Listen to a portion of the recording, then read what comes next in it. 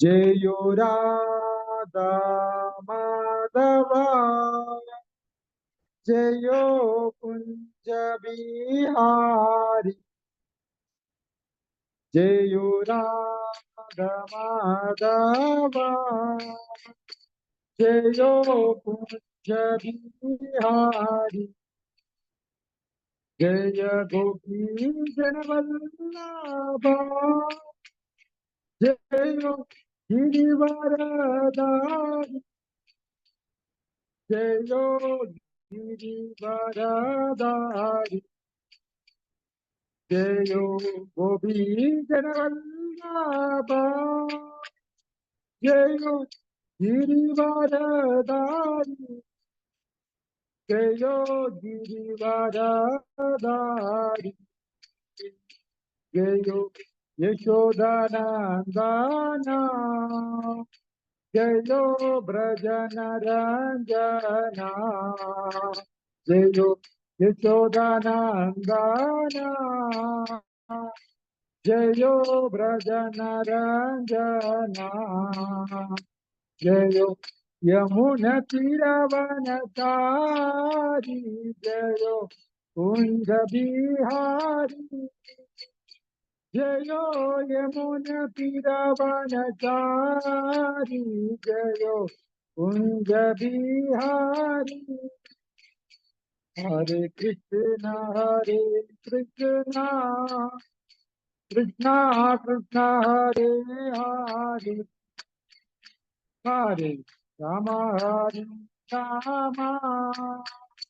राम राम हरे हरे हरे हरे कृष्णा कृष्णा कृष्णा हरे हरे हरे राम राम राम हरे हरे जयो जगन्नाथ जयो जगन्नाथ बलदेवा जय सुभद्रा माई जयो जगन्नाथ जयो जगन्नाथ बलदेवा जय सुभद्रा माई जयो कृष्ण बलराम जयो कृष्ण बलराम कृष्ण बलराम जयो कृष्ण बलराम जयो कृष्ण बलराम जयो कृष्ण बलराम कृष्ण बलराम जयो कृष्ण बलराम जयो गौरानिका जयो गौरानिका गौरानिका जयो गौरानिका जयो गौरानिका जयो गौरानिका गौरानिका जय गौरानिका जय जय प्रभुपाद प्रभुपाद प्रभुपाद जय जय प्रभुपाद जय जय प्रभुपाद प्रभुपाद प्रभुपाद जय जय प्रभुपाद जय जय गुरुदेव गुरुदेव गुरुदेव जय जय गुरुदेव जय जय गुरुदेव गुरुदेव गुरुदेव जय जय गुरुदेव हरिनाम संकीर्तन महायज्ञ की श्रीमद् भागवतम भगवद्गीता पढ़ने यज्ञ की श्रीला प्रभुपाद की श्रील गुरुदेव की गौर प्रेमानंदे हरि हरि बोल।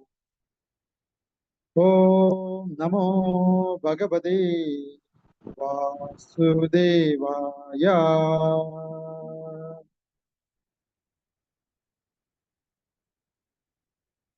ओम नमो भगवते वासुदेवाय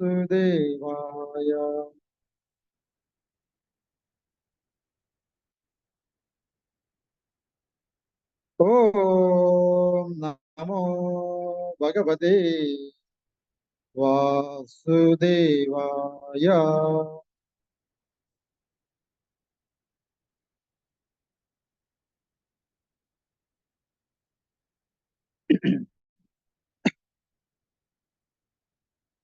ശ്രീമദ് ഭഗവത്ഗീത അധ്യായം 1 ശ്ലോകം 19.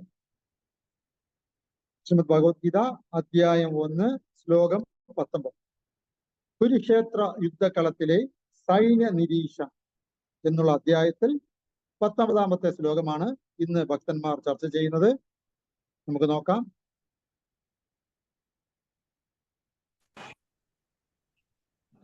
സാഹോഷോദാർത്തരാഷ്ട്രാണാം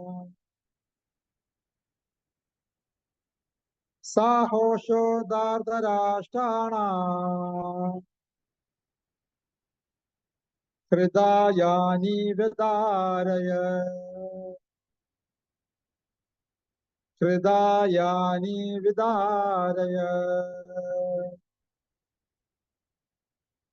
നഭച്ച പൃഥ്വീം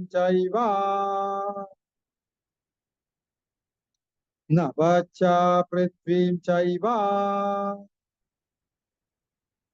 തുമൂലോ അഭ്യനുനാദയ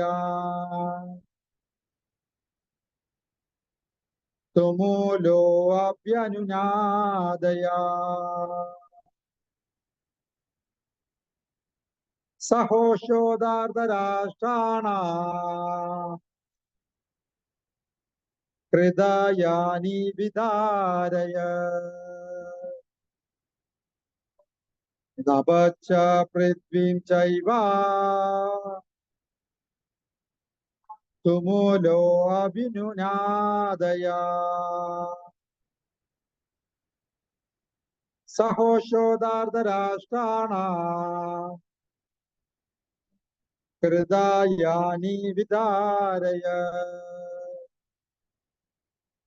നഭച്ച പൃഥ്വീം ചൈവ തുമൂലോ അഭ്യുനാദയ. ഒരാളോ? സഹോഷോദാർത്തരാഷ്ട്രാണാം ഹൃദയാനി വിദാരയ നഭച്ച പൃഥ്വീം ചൈവ തുമൂലോ അഭ്യുനാദയ.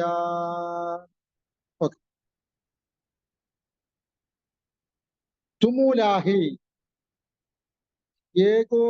ഏകോപിച്ചു തന്നെയുള്ള എങ്ങും നിറഞ്ഞതായ സഹോഷ ആഘോഷം നഭച്ച ആകാശത്തെയും പൃഥ്വീം ച ഏവ ഭൂമിയെയും അനുനാദയൻ മാറ്റൊലി കൊള്ളിച്ചിട്ട് ധാർതരാഷ്ട്രാണ ധൃതരാഷ്ട്രപുത്രന്മാരുടെ ഹൃദയാനി ഹൃദയങ്ങളെ വിദാരയ പിളർന്നു. വിവിധ ശംഖങ്ങളിൽ നിന്നുയർന്ന ഈ നാദഘോഷം ഭൂമിയിലും അന്തരീക്ഷത്തിലും മാറ്റൊലി കൊണ്ടു. ധൃതരാഷ്ട്രപുത്രന്മാരുടെ ഹൃദയം പിളർക്കുകയായി. ഒന്നുകൂടി. വിവിധ ശംഖങ്ങളിൽ നിന്നുയർന്ന ഈ നാദഘോഷം ഭൂമിയിലും അന്തരീക്ഷത്തിലും മാറ്റൊലി കൊണ്ടു. ധൃതരാഷ്ട്രപുത്രന്മാരുടെ ഹൃദയം പിളർക്കുകയായി. ഭാവാർത്ഥം യേസി ഭക്തി വേദാന്ത സ്വാമി ശ്രീരാ പ്രഭുപാദിക്ക് ജയ്. ദുര്യോധന പക്ഷത്തുള്ള വേണ്ട, ഞാൻ വായിക്കാം, ശ്രദ്ധിക്കുക. ദുര്യോധന പക്ഷത്തുള്ള ഭീഷ്മാദികൾ ശംഖൂതിയപ്പോൾ പാണ്ഡവരുടെ ഹൃദയം പിളർന്നതായി പറയുന്നില്ല. പക്ഷേ ഇവിടെ ധാർതരാഷ്ട്രന്മാരുടെ ഹൃദയങ്ങളെ സംഭഘോഷം പിളർന്നു എന്ന് എടുത്തു കാണിക്കുന്നു. ഇത് കൃഷ്ണ ഭഗവാനിൽ പാണ്ഡവർക്കുള്ള വിശ്വാസത്തെയാണ് സൂചിപ്പിക്കുന്നത്. ഏതൊരു മഹാവിപത്തിന്റെ നടുവിലും പരമദീപോത്തമ പുരുഷനിൽ അഭയം തേടിയവർക്ക് പേടിക്കാനില്ല. ഓം തത് സത്. ശ്രീല പ്രഭുപാദ് കി ജയ്. ഓമജ്ഞാനതിമിരാന്തസ്യ ജ്ഞാനാഞ്ജനാശലാകയ ചക്ഷുരുന്മിലിതം യേന തസ്മൈ ശ്രീ ഗുരുവേ നമഃ. ശ്രീ ചൈതന്യമനോഭീഷ്ടം സ്ഥാപിതം യേന ഭൂതലേ സ്വയം രൂപാ കഥാമേഹ്യം ദദാതി സ്വപദാന്തികം. വന്ദേഹം ശ്രീഗുരോ ശ്രീയുതപാദകമലം ശ്രീഗുരുൻ വൈഷ്ണവാം ച ശ്രീരൂപം സാഗരജാതം സഹഗണ രഘുനാനിതം ത്വം സജീവം സാദ്വൈതം സാവധൂതം പരിജന സഹിതം കൃഷ്ണ ചൈതന്യദേവം ശ്രീരാധാകൃഷ്ണപാദാൻ സഹഗണ ലളിത ശ്രീ വിശാഖാനിതാം ച. ഹേ കൃഷ്ണ കരുണാ സിന്ധോ ദീനബന്ധോ ജഗത്പദേ ഗോപേശ ഗോപിക കാന്ത രാധാ കാന്ത നമസ്തുതേ. സപ്തകാഞ്ചന ഗൗരാംഗീ രാധേ വൃന്ദാവനേശ്വരി വൃഷഭാനുസുതേ ദേവി പ്രണമാമി ഹരി പ്രിയേ. നമോ മഹാവദന്യായ കൃഷ്ണ പ്രേമ പ്രദായതേ കൃഷ്ണായ കൃഷ്ണ ചൈതന്യ നാമ്നേ ഗൗർതിഷേ നമഃ. നമോ ബ്രാഹ്മണദേവായ ഗോബ്രാഹ്മണഹിതായ ച ജഗദ്ഗതായ കൃഷ്ണായ ഗോവിന്ദായ നമോ നമഃ.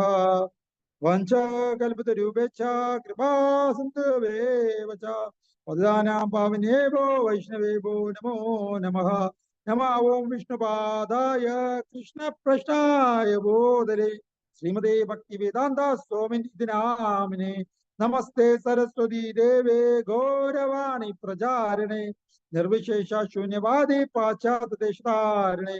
ജയ ശ്രീകൃഷ്ണ ചൈതന്യ പ്രഭോ നിത്യാനന്ദ ശ്രീ അദ്വൈത ഗദാധര ശ്രീവാസാദി ഗൗരഭക്തവൃന്ദ. ഹരേ കൃഷ്ണ കൃഷ്ണ കൃഷ്ണ ഹരേ ഹരേ ഹരേ രാമ രാമ രാമ ഹരേ ഹരേ.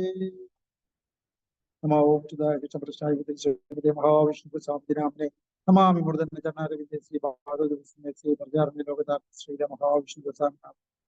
ഹരേ കൃഷ്ണ. വളരെ സന്തോഷം. ഭഗവാന്റെ കൃപ കൊണ്ട് നല്ലൊരു സത്സംഗത്തിലേക്ക് ഭഗവാൻ നമുക്ക് അവസരം തന്നിരിക്കുകയാണ്. ഇന്ന് നമ്മൾ ശ്രീമദ് ഭഗവത്ഗീതയുടെ 1-ാം അധ്യായം കുരുക്ഷേത്ര യുദ്ധക്കളത്തിലെ സൈന്യ നിരീക്ഷണം എന്നുള്ള അധ്യായത്തിൽ 19-ാമത്തെ ശ്ലോകമാണ് ചർച്ച ചെയ്യുന്നത്.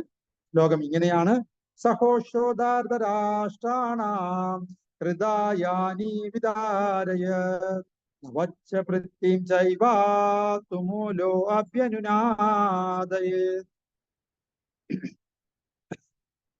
ഈ ശ്ലോകത്തിൽ പറഞ്ഞിരിക്കുന്ന അർത്ഥം എന്തെന്നാൽ, വിവിധ സംഘങ്ങളിൽ നിന്ന് ഉയർന്ന ഈ നാദഘോഷം ഭൂമിയിലും അന്തരീക്ഷത്തിലും മാറ്റൽ കൊണ്ടു ധൃതരാഷ്ട്രപുത്രന്മാരുടെ ഹൃദയം പിളർക്കുകയാണ്. കുരുക്ഷേത്ര യുദ്ധകളത്തിലെ സൈന്യ നിരീക്ഷണം എന്നുള്ള അധ്യായത്തിൽ പാണ്ഡവരുടെയും കൗരവരുടെയും സൈന്യങ്ങൾ അങ്ങോട്ടും ഇങ്ങോട്ടും കുരുക്ഷേത്ര യുദ്ധകളത്തിൽ അണിനിറന്നിട്ട് യുദ്ധം തുടങ്ങുന്നതിന് മുമ്പായി യുദ്ധം തുടങ്ങുന്നു എന്ന് കാണിക്കാൻ വേണ്ടി ശംഖനാദം മുഴക്കുന്ന ഒരു പരിപാടിയുണ്ട്. അങ്ങനെ ആദ്യം മുഴക്കിയത് കൗരവ പക്ഷത്ത്. ആരാണ് മുഴക്കിയത്? ഭീഷ്മദേവനാണ് മുഴക്കിയത്. അതിനുശേഷം പാണ്ഡവ പക്ഷത്ത് നിന്നും ഓരോരുത്തരായിട്ട് അവരുടെ ശംഖം എടുത്തു ഊതി. അതിൽ ആദ്യം ഊതിയത് ഭഗവാൻ ശ്രീകൃഷ്ണനും അർജുനനുമാണ്. പാഞ്ചജന്യം ഋഷികേശം എന്ന അധ്യായത്തിൽ അത് പറയും, ആ ശ്ലോകത്തിൽ പറയും. അതിനുശേഷം പഞ്ചപാണ്ഡവരെല്ലാവരും ഊതി, അല്ലേ? പിന്നെ അവിടെയുള്ള എല്ലാ പടയാളികൾ എന്ന് വെച്ചാൽ അവിടുത്തെ മെയിൻ ആൾക്കാരെല്ലാം അവരവരുടെ ശംഖ് ഊതി തുടങ്ങി. അങ്ങനെ ഊതിയപ്പോൾ ആ അന്തരീക്ഷത്തിൽ എന്തായി? നല്ല ശബ്ദം ഉണ്ടായി, അല്ലെ? ശംഖനാദം, നല്ല വലിയ ശംഖനാദം. അങ്ങനെ വിവിധ ശംഖങ്ങളിൽ നിന്ന് ഉയർന്ന ഈ നാദഘോഷം ഭൂമിയിൽ മൊത്തത്തിൽ ആ ഏരിയ മുഴുവനും ശബ്ദമുഖരിതമാണ്. അങ്ങനെ അന്തരീക്ഷം മുഴുവനും ഈ ശബ്ദം കൊണ്ട് അലങ്കരിക്കപ്പെട്ടു. ശരിയല്ലേ? പക്ഷെ ഈ ശബ്ദം കേട്ടിട്ട് രണ്ട് പക്ഷത്തിലെ ആൾക്കാർ അവിടെ ഉണ്ട്. കൗരവ പക്ഷത്തും ഉണ്ട്, പാണ്ഡവ പക്ഷത്തും ഉണ്ട്. എന്നാൽ ഈ ഭഗവത്ഗീത ഈ ശ്ലോകത്തിൽ വളരെ വ്യക്തമായി പറഞ്ഞിരിക്കുന്നു. എന്താണ്? സഹോഷോ ധാർതരാഷ്ട്രാണ. എന്താണ് അതിന്റെ അർത്ഥം? സഹോഷോ, അവിടെ ആകാശത്തൊക്കെ നടന്ന ഈ ശംഖധ്വനികളെല്ലാം ധാർതരാഷ്ട്രാണ, ധൃതരാഷ്ട്രപുത്രന്മാരുടെ ഹൃദയാനി വിദാരയ. ഹൃദയാനി എന്ന് പറഞ്ഞാൽ ഹൃദയങ്ങളെ, വിദാരയത്ത് എന്ന് പറഞ്ഞാൽ പിളർന്നു. ആരുടെ ഹൃദയമാണ് പിളർന്നതായിട്ട് പറയപ്പെടുന്നത്? ധൃതരാഷ്ട്രപുത്രന്മാരുടെ ഹൃദയം പിളർന്നു. അപ്പോ രണ്ട് ഭാഗത്തുണ്ടെങ്കിലും ഈ ശബ്ദം കേട്ടവന്ന് പേടിച്ചത് ആരാണ്? കൗരവർ. കണ്ട എന്തുകൊണ്ടാണ്? എന്നാൽ ഈ യുദ്ധത്തിന് ഏറ്റവും കൂടുതൽ തയ്യാറെടുത്ത് മുന്നിട്ട് നിന്ന് ചാടി ഓടി വന്നത് ആരെന്ന് ചോദിച്ചാൽ അതും അവര് തന്നെയാണ്, ധൃതരാഷ്ട്ര പുത്രന്മാര് തന്നെ.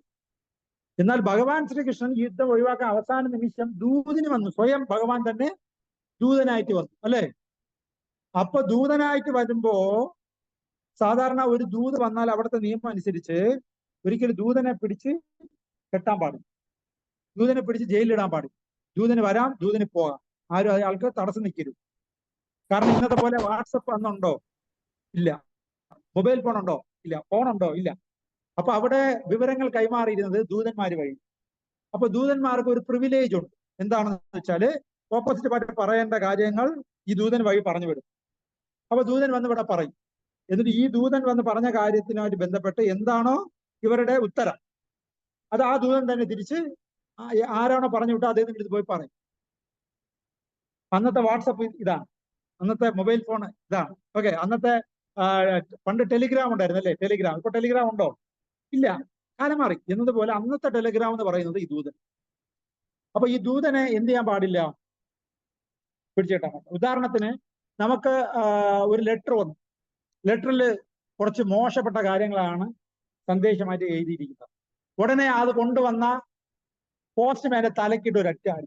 ഇത്രയും മോശമായ വാർത്തയാണോ കൊണ്ടുവന്നത്? അങ്ങനെ ചെയ്യാൻ പാടുണ്ടോ?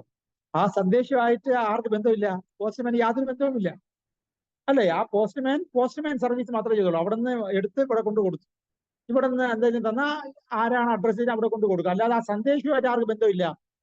എന്നതുപോലെ ആണ് ദൂതന്മാരെന്ന് പറയുന്നത്. അപ്പൊ ദൂതന്മാരെ ഉപദ്രവിക്കാൻ പാടില്ല എന്ന് പറയുന്നത് ഇതുകൊണ്ടാണ്. കാരണം ആ ദൂതുമായിട്ട് ആർക്ക് ബന്ധമില്ല, ദൂതന് ബന്ധമില്ല. ജസ്റ്റ് ഒരു സന്ദേശവാഹകർ മാത്രമാണ്, ആണല്ലോ.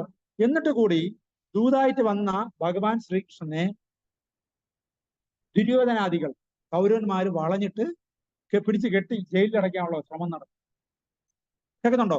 എന്നാൽ അവിടെ അദ്ദേഹം ഭഗവാൻ സ്വയമാണെന്ന് അവിടെ തെളിയിക്കപ്പെട്ടു. അദ്ദേഹം ഉടനെ അദ്ദേഹത്തിന്റെ വിശ്വരൂപം കാണിച്ചു. ആ വിശ്വരൂപത്തിന്റെ ആ പ്രഭ കൊണ്ട് ഈ പറഞ്ഞ പിടിച്ചു കെട്ടാൻ വന്ന ചേട്ടന്മാർക്കൊന്നും അടുത്തെത്താൻ പറ്റിയില്ല, പേടിച്ചു പോയില്ല ഭഗവാന്റെ ആ വിശ്വരൂപങ്ങൾ. അങ്ങനെ വിശ്വരൂപം ഭഗവാൻ പല പ്രാവശ്യം കാണിച്ചിട്ടുണ്ട്. ഏകദേശം 8-9 പ്രാവശ്യത്തിൽ കൂടുതൽ ഭഗവാൻ വിശ്വരൂപം കാണിച്ചു. അതിൽ ഒരു പ്രാവശ്യമാണ് അർജുനന് കാണിച്ചത്. മനസ്സിലായോ? അത് ഏതൊക്കെ ഭാഗത്ത് പ്രാവശ്യം എപ്പോഴൊക്കെയാണ് ഭഗവാൻ വിശ്വരൂപം കാണിച്ചിട്ടുള്ളതെന്ന് നമ്മൾ ഇനി ഒരു ക്ലാസ്സിൽ ചർച്ച ചെയ്യാം. ഓക്കെ, അപ്പൊ ഇവിടെ ഇത്രയും ഉത്സുകരായി യുദ്ധം നിർത്താൻ വേണ്ടി വന്ന ദൂതനായിട്ട് വന്ന ഭഗവാനെ പോലും പിടിച്ചു കിട്ടി എന്തായാലും യുദ്ധമെങ്കിൽ യുദ്ധം എന്ന് പറയുന്നത് ആരാണെന്ന് ചോദിച്ചാൽ ദുര്യോധനാദികൾ തന്നെ. എന്നാൽ ആ യുദ്ധം വന്നപ്പോ ശംഖുനാദം മുഴങ്ങിയപ്പോ പേടിച്ചത് ആരെന്ന് വെച്ചാൽ അത് ഈ ചേട്ടന്മാര് തന്നെ. ഇതാണ് ഭൗതിക ലോകത്തിലെ ആൾക്കാരുടെ സ്വഭാവം. വീറും വാശിയും ഒക്കെ കാണിക്കും. എന്നാൽ വിഷയത്തിലേക്ക് വരുമ്പോൾ അവർ മൂക്കുകുത്തനെ താഴെ പോവുകയും ചെയ്യും. മൂക്കുകുത്തനെ താഴെ പോവും എന്ന് അറിയാമായിരുന്നിട്ട് കൂടി വീറും വാശിക്ക് യാതൊരു കുറവും ഇല്ലേയും താ. വിനാശകാലെ വിപരീത ബുദ്ധി. അവരവരുടെ കുഴി ആര് തന്നെയാണ് തോണ്ടുന്നത്? അവരവർ തന്നെയാണ് തോണ്ടുന്നത്. മനസ്സിലായി? അത് മതം, മാത്സര്യം ഇവയെല്ലാം ഭൗതിക ലോകത്തിലെ ആൾക്കാരുടെ സ്വഭാവമാണ്. എന്നാൽ ഈ മതം കൊണ്ടും മാത്സര്യം കൊണ്ടും നശിക്കുന്നത് ആരാണെന്ന് ചോദിച്ചാൽ അതും അവർ തന്നെയാണ്. കാരണം ഇവരാരും ആരെ അനുസരിക്കാൻ തയ്യാറല്ല. ഭഗവത്ഗീതയിൽ പറയുന്നുണ്ട്, ഏവം പരമ്പരാപ്രാപ്തം. ഭഗവാൻ ഈ ഭൗതിക ലോകത്തില് ഈ ലോകത്തിനോട് പറയാനുള്ള എല്ലാ കാര്യങ്ങളും, സമസ്ത ജീവജാലങ്ങളോടും പറയാനുള്ള കാര്യങ്ങളും ഏതിലൂടെ പറഞ്ഞിട്ടുണ്ട്? വേദങ്ങളിലൂടെ പറഞ്ഞിട്ടുണ്ട്. അതിന്റെ സംക്ഷിപ്ത രൂപമായ ഭഗവത്ഗീതയിലൂടെ എല്ലാ ജീവജാലങ്ങൾക്കും ഉപദേശം കൊടുത്തിട്ടുണ്ട്. അത് നമുക്ക് പകർന്നു വന്നുകൊണ്ടിരിക്കുന്നത് ഗുരുശിഷ്യ പരമ്പരയിലൂടെയാണ്. ഏവം പരമ്പരാപ്രാപ്തം. എന്നാൽ ഈ പരമ്പര അംഗീകരിച്ച് ഒരു മെന്ററിന്റെ അണ്ടറിൽ, ഒരു ഗുരുവിന്റെ അണ്ടറിൽ ജീവിതം അടുക്കും ചുറ്റോടുകൂടി ചിട്ടപ്പെടുത്താൻ തയ്യാറുള്ള വ്യക്തിക്ക് ശരിയും തെറ്റും തിരിച്ചറിയാൻ കഴിയും. അല്ല എങ്കിൽ അവരവരുടെ ഊഹാപോഹങ്ങൾ തരുന്ന ഈ മനസ്സിനെയാണ് ഓരോരുത്തരും ഫോളോ ചെയ്യുന്നത്. അതുകൊണ്ട് എന്ത് സംഭവിക്കും? ഊഹാപോഹമുള്ള മനസ്സ് നമ്മളെ എങ്ങനെ കൊണ്ടുവിടും? ഈ ധൃതരാഷ്ട്രപുത്രന്മാരെ ഇപ്പൊ കൊണ്ട് വിട്ടിരിക്കുന്നില്ലേ, അവിടെ കൊണ്ടുവിടും. വിനാശകാലെ വിപരീത ബുദ്ധി. ഉദാഹരണത്തിന് വളരെ ഫാസ്റ്റ് ആയിട്ടാണ് ഓടി വരുന്നത് ആര്? ഈയം പാറ്റകൾ. ചാടി കൊടുക്കുന്ന ഏതിനാണ്? തീയിനകത്താണ് ചാടി കൊടുക്കുന്നത്. ഇത്രയും പാടുപെട്ട് ഇത്രയും ഫാസ്റ്റ് ആയിട്ട് ഓടി വന്ന് ചാടിയത് തീക്കകത്താണ്. അതോടുകൂടി ചുമ്മാന്ന് കേൾക്കും, എരിഞ്ഞ് അത് ചത്തും പോകും. ഇതേപോലെയാണ് ഭൗതിക ലോകത്തിലെ ആൾക്കാർക്ക് ഒരു ഗുരുവില്ല എങ്കിലുള്ള അവസ്ഥ. അവരവരുടെ സ്വന്തം മനസ്സിനെ ഡിപ്പെൻഡ് ചെയ്ത് സ്വന്തം ഇന്ദ്രിയങ്ങളെ മുൻനിർത്തി കാര്യങ്ങൾ ചെയ്ത് വീറും വാശും ഒക്കെ കാണിച്ച് എന്താണ് കാമ ക്രോധ ലോഭ മത മാത്സര്യം, കാമ ക്രോധ ലോഭ മോഹ മത മാത്സര്യം, ഇങ്ങനെയുള്ള 6 ദോഷങ്ങൾ അടങ്ങിയ മനസ്സിനെ അവർ ഡിപ്പെൻഡ് ചെയ്യും. അപ്പൊ ഈ 6 ദോഷങ്ങളുള്ള മനസ്സ് അവരെ നേരെ ചൊവ്വ കൊണ്ടുവിടോ, നല്ല കാര്യത്തിന് കൊണ്ടുവിടോ? ഇല്ല. ഈ 6 ദോഷങ്ങളുള്ള മനസ്സാണ് അവരെ നയിക്കുന്നത്, സ്വന്തം മനസ്സാണ് അവരെ നയിക്കുന്നതെങ്കിൽ അവർ സ്വാഭാവികമായിട്ടും എന്ത് സംഭവിക്കും? ഇതിന്റെ പുറകെ വീണ് ചത്തു. ഭഗവത്ഗീതയിലെ 2-ാം അധ്യായത്തില് അങ്ങനെ ഒരാൾ ഒരു നാശത്തിലേക്ക് പോകുന്നതിന്റെ സ്റ്റെപ്പ് ബൈ സ്റ്റെപ്പ് പ്രോസസ്സ് പറയുന്നു. Step by step process. Bhagavad Gita 2-ാം അധ്യായം എടുത്തോളൂ. ഭഗവത്ഗീത 2-ാം അധ്യായം. ഒരാൾ കുഴിയിൽ പോകുന്നത്, അയാളുടെ തന്നെ കുഴി വെട്ടി അതിനകത്ത് ചാടി ഇറങ്ങുന്നത് ഒറ്റ രാത്രി കൊണ്ടല്ല, പതുക്കെ പതുക്കെ പതുക്കെ പതുക്കെ പതുക്കെ പതുക്കെയാണ് അതിനകത്ത് ഇറങ്ങുന്നത്. അപ്പൊ അതിന് ഞാൻ പറഞ്ഞുതരാം.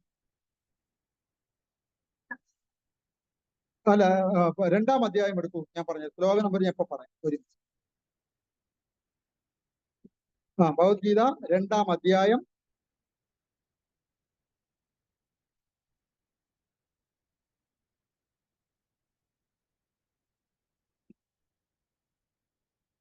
ഗീതാ വിഷയ സംഗ്രഹം എന്നാണ് അധ്യായത്തിന്റെ പേര്, കേട്ടോ.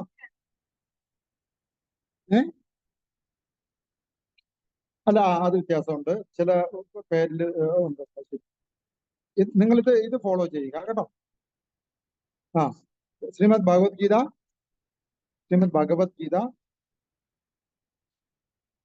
ഗീതാ വിഷയ സംഗ്രഹം എന്നുള്ള അധ്യായത്തില് 62-ാമത്തെ ശ്ലോകങ്ങൾ എടുക്കുക. അതെ, പേജ് നമ്പർ 164 ഇപ്പോഴത്തെ ഭഗവത്ഗീത പ്രിന്റിലാണെങ്കിൽ മലയാളം. ശ്ലോകം നമ്പർ പറയുകയാണെങ്കിൽ ശ്രീമദ് ഭഗവത്ഗീത 2-ാം അധ്യായം 62-ാം ശ്ലോകം. 2-ാം അധ്യായം 62-ാം ശ്ലോകം. ധ്യായതോ വിഷയാൻ പുംസാ സംഗസ്തേഷുപജായതേ സംഗ സഞ്ജായതേ കാമാ കാമാ ക്രോധാ വിജായതേ ക്രോധാത് ഭവന്തി സമ്മോഹാ സമ്മോഹാ സ്മൃതി വിഭ്രമാ സ്മൃതി ഭ്രംശാത് ബുദ്ധിനാശോ ബുദ്ധിനാശാത് പ്രണശ്യതി. എങ്ങനെയുണ്ട്? അതിന്റെ അർത്ഥം ഇതാണ്. ഭഗവത്ഗീത 2-ാം അധ്യായം 62-ാം ശ്ലോകം. ഇന്ദ്രിയ വിഷയങ്ങളെ പറ്റി ഇരിക്കുന്നവർക്ക് അവയിൽ ആസക്തി ഉണ്ടാകും.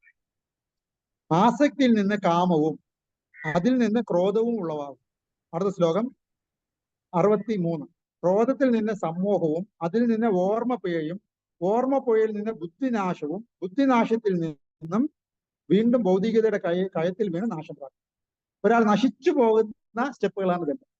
അപ്പോൾ അല്ലെ, ഒരാൾ നശിച്ചു പോകുന്ന സ്റ്റെപ്പുകൾ എവിടെ, എന്തൊക്കെയാണ്, ഏതൊക്കെ സ്റ്റെപ്പിലൂടെയാ, സ്റ്റെപ്പ് ബൈ സ്റ്റെപ്പ് പ്രോസസ്സിലൂടെയാണോ ഒരാൾ കുത്തനെ താഴെ പോകുന്നത്, നശിച്ചു പോകുന്നത് എന്നതിനെ കുറിച്ച് ശ്രീമദ് ഭഗവത്ഗീത 2-ാം അധ്യായം 62-63 ശ്ലോകത്തിൽ പറയുന്നു. വളരെ മനോഹരമായ ഈ ശ്ലോകം എപ്പോഴും നമ്മൾ ഓർത്ത് വെച്ചിരിക്കേണ്ടതാണ്. ഇന്ദ്രിയ വിഷയങ്ങളെ പറ്റി ഒരാൾ ചിന്തിച്ചുകൊണ്ടേയിരിക്കുമ്പോൾ എന്തെങ്കിലും വേണം, എന്തെങ്കിലും ഒരു വിഷയം കിട്ടിയാൽ കൊള്ളാം എന്നതിനെ കുറിച്ച് ചിന്തിച്ചുകൊണ്ടേയിരുന്നാൽ സ്വാഭാവികമായിട്ട് അതിലേക്ക് ഒരു ആസക്തി ഉണ്ടാകും. ഈ ആസക്തി നിയന്ത്രിച്ചില്ല എങ്കിൽ തീവ്രമായ കാമം ഉണ്ടാവും. കാമം എന്ന് പറഞ്ഞാൽ അതിനർത്ഥം കിട്ടിയേ തീരൂ എന്നുള്ള ഒരു വികാരമാണ് കാമം. ആ കാമം പൂർത്തീകരിക്കാൻ പറ്റിയില്ല എങ്കിൽ ഉടനെ ദേഷ്യം വരും. അതാണ് ക്രോധം എന്ന് പറയുന്നത്. ക്രോധം വന്നു കഴിഞ്ഞാൽ തൊട്ടടുത്ത ശ്ലോകത്തിൽ സമ്മോഹം എന്നുള്ള അവസ്ഥ ഉണ്ടാവും. സമൂഹം എന്ന് പറഞ്ഞാൽ മാനസിക അവസ്ഥയാണ്. ശരി ഏത് തെറ്റെന്ന് തിരിച്ചറിയാൻ പറ്റാത്ത ഒരു മന്ദത പ്രാപിച്ച, ഒരു കാര്യം ചെയ്യാൻ താല്പര്യമില്ലാത്ത ഒരു മന്ദം അവസ്ഥയാണ് സമൂഹം എന്ന് പറയുന്നത്. സമൂഹം വന്നു കഴിഞ്ഞാൽ അടുത്ത സ്റ്റെപ്പ് എന്ന് പറഞ്ഞാൽ ഓർമ്മപ്പിഴയാണ്. എന്ത് ചെയ്യേണ്ടതിനെ കുറിച്ചൊക്കെ ബോധം നഷ്ടപ്പെട്ടു. നമ്മുടെ കർത്തവ്യം മറന്നുപോകും. നമ്മൾ നാളെ ചെയ്യേണ്ടത്, ഇന്ന് ചെയ്യേണ്ടത് എല്ലാം അടുക്കും ചിട്ടയോടെ ഈ അടുക്കും ചിട്ട എല്ലാം മറന്നുപോകും. ഓർമ്മപ്പിഴ ഉണ്ടാകും. അയ്യോ അത് ഞാൻ മറന്നുപോയി എന്നൊക്കെ പറയാൻ തുടങ്ങും. പിന്നെയോ ബുദ്ധിസ്ഥിരതയില്ലാത്ത രീതി പ്രവർത്തിക്കാൻ തുടങ്ങും. ബുദ്ധിനാശം ഉണ്ടാകും. ബുദ്ധിനാശം വന്നു കഴിഞ്ഞാൽ എന്താണ്? വീണ്ടും ഭൗതികമായ കയത്തിൽ വീണ് നാശപ്പെടാം. പിന്നെ തിരിച്ചൊരു വരവില്ല. അങ്ങനെ മാനസികമായിട്ട് തളർന്ന് കുത്തനെ താഴും. ഇതൊക്കെ ഉണ്ടായത് എവിടെ നിന്നാണ്? അത് എവിടെ നിന്ന് വെച്ചാൽ ഇന്ദ്രിയ വിഷയങ്ങളെ ചിന്തിച്ചു കൊണ്ടിരുന്ന സമയത്ത് മുതലാണ് ഈ പതനത്തിന്റെ സ്റ്റെപ്പ് ബൈ സ്റ്റെപ്പ് പ്രോസസ് തുടങ്ങിയത്. മനസ്സിലായോ? അപ്പോ ഇതിനർത്ഥം എന്തെന്ന് വെച്ചാല് ഒരു മനുഷ്യൻ ഏത് വിഷയത്തിനെ കുറിച്ച് ചിന്തിക്കണം, എന്ത് വിഷയത്തിനെ കുറിച്ച് ചിന്തിക്കാൻ പാടില്ല എന്ന് നല്ലൊരു മെന്റർ ഉണ്ടെങ്കിൽ, നല്ലൊരു ഗുരു ഉണ്ടെങ്കിൽ, ആ ഗുരു അദ്ദേഹത്തിന്റെ ചിന്താഗതിയെ മാറ്റുക. നല്ല ചിന്താഗതിയുള്ള ആൾക്കാർക്ക് അതിന്റെ അടുത്ത ബൈ പ്രോഡക്ട്സ് എന്ന് പറയുന്നത് നല്ലതായി. അപ്പൊ ഈ ചിന്താഗതിയിലുള്ള ഒരു മാറ്റം വരുത്താൻ ആണ് പാരന്റ്സ് മക്കളുടെ കാര്യത്തിൽ ശ്രദ്ധിക്കേണ്ടത്. പിള്ളേരുടെ ചിന്താഗതിയിൽ മാറ്റം വരുത്താനാണ് ഒരു ഗുരുവിന്റെ യഥാർത്ഥ ഡ്യൂട്ടി. കാരണം അത് ചിന്ത ശരിയായ ചിന്തയിൽ നിന്നും പച്ചപിടിച്ച് വരുന്ന ബാക്കി സ്റ്റെപ്പ് ബൈ സ്റ്റെപ്പ് പ്രോസസ്സ് നല്ലതായി. ചിന്ത മോശമായ ഈ പ്രോസസ്സിലൂടെ കടന്നുപോയി മൂക്കുകുത്തനെ താഴെ. ഇനി ഈ ലോകത്തിന് നമ്മൾ നിരീക്ഷിക്കാം. ഈ ലോകത്തിൽ ആരെങ്കിലും താന്തോന്നിയായി വളരുന്നുണ്ടെങ്കിൽ അതെല്ലാം ഈ സ്റ്റെപ്പ് ബൈ സ്റ്റെപ്പ് പ്രോസസ്സിലൂടെ താന്തോന്നിയായി പോയിക്കൊണ്ടിരിക്കുന്നതാണ്. ഇങ്ങനെ ഇവരെ നേർവഴിക്ക് കാണിക്കേണ്ട ആൾക്കാരായ ധൃതരാഷ്ട്രർ, സ്വന്തം പിതാവ് പോലും സമയത്തിന് ചിന്താഗതി മാറ്റാൻ ശ്രമിച്ചില്ല. ദുര്യോധന ചിന്താഗതി മാറ്റാൻ ശ്രമിച്ചോ ധൃതരാഷ്ട്രർ? ഇല്ല. ധൃതരാഷ്ട്രർ ദുര്യോധനനെ ആരെങ്കിലും മാറ്റാൻ വേണ്ടി ശ്രമിക്കുമ്പോൾ, വിതുരനെ പോലെ ആൾക്കാർ ശ്രമിക്കുമ്പോൾ അതിന് ഇങ്ങേര് തടസ്സം നിൽക്കുകയായിരുന്നു. മനസ്സിലായോ? അതേപോലെ ധൃതരാഷ്ട്രർ ഭീഷ്മദേവനെ ഇവർക്കെതിരെ എന്തെങ്കിലും സ്റ്റെപ്പ് എടുക്കാൻ സമ്മതിച്ചിട്ടുണ്ടായിരുന്നു. മനസ്സിലായോ? അപ്പൊ ഈ ചിന്താഗതി ശരിയായ രീതിയിൽ വളരാൻ വേണ്ടിയാണ് നമ്മുടെ മക്കളെ നമ്മൾ ട്രെയിനിങ് കൊടുക്കണം.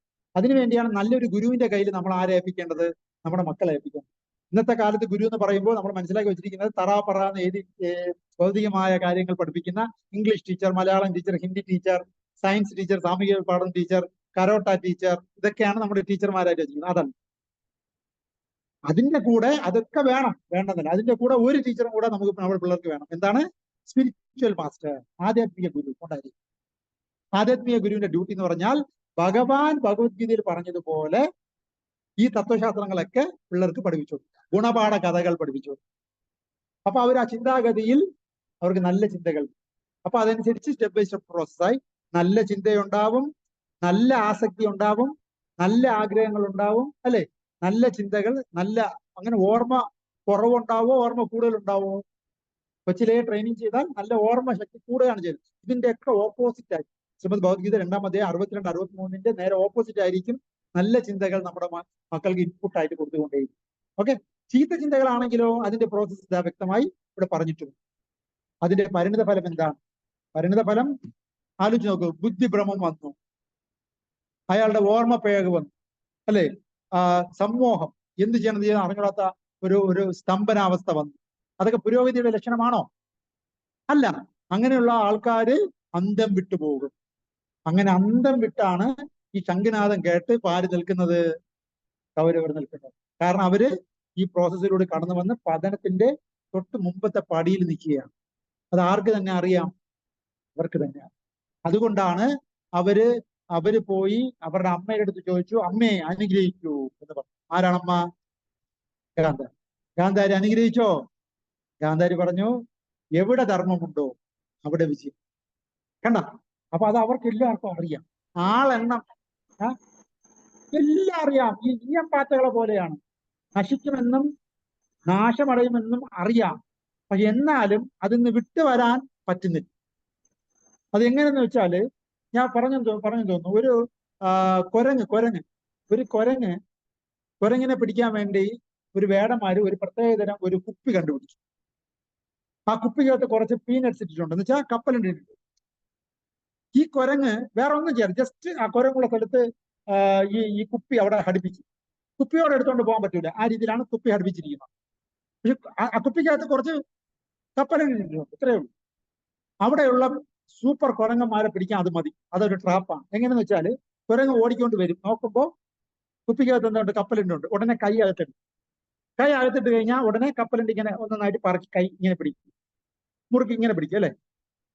കപ്പലിൽ എടുത്തു കഴിഞ്ഞാൽ കൈ ഇങ്ങനെ 4 പേരിൽ മടങ്ങുമല്ലോ.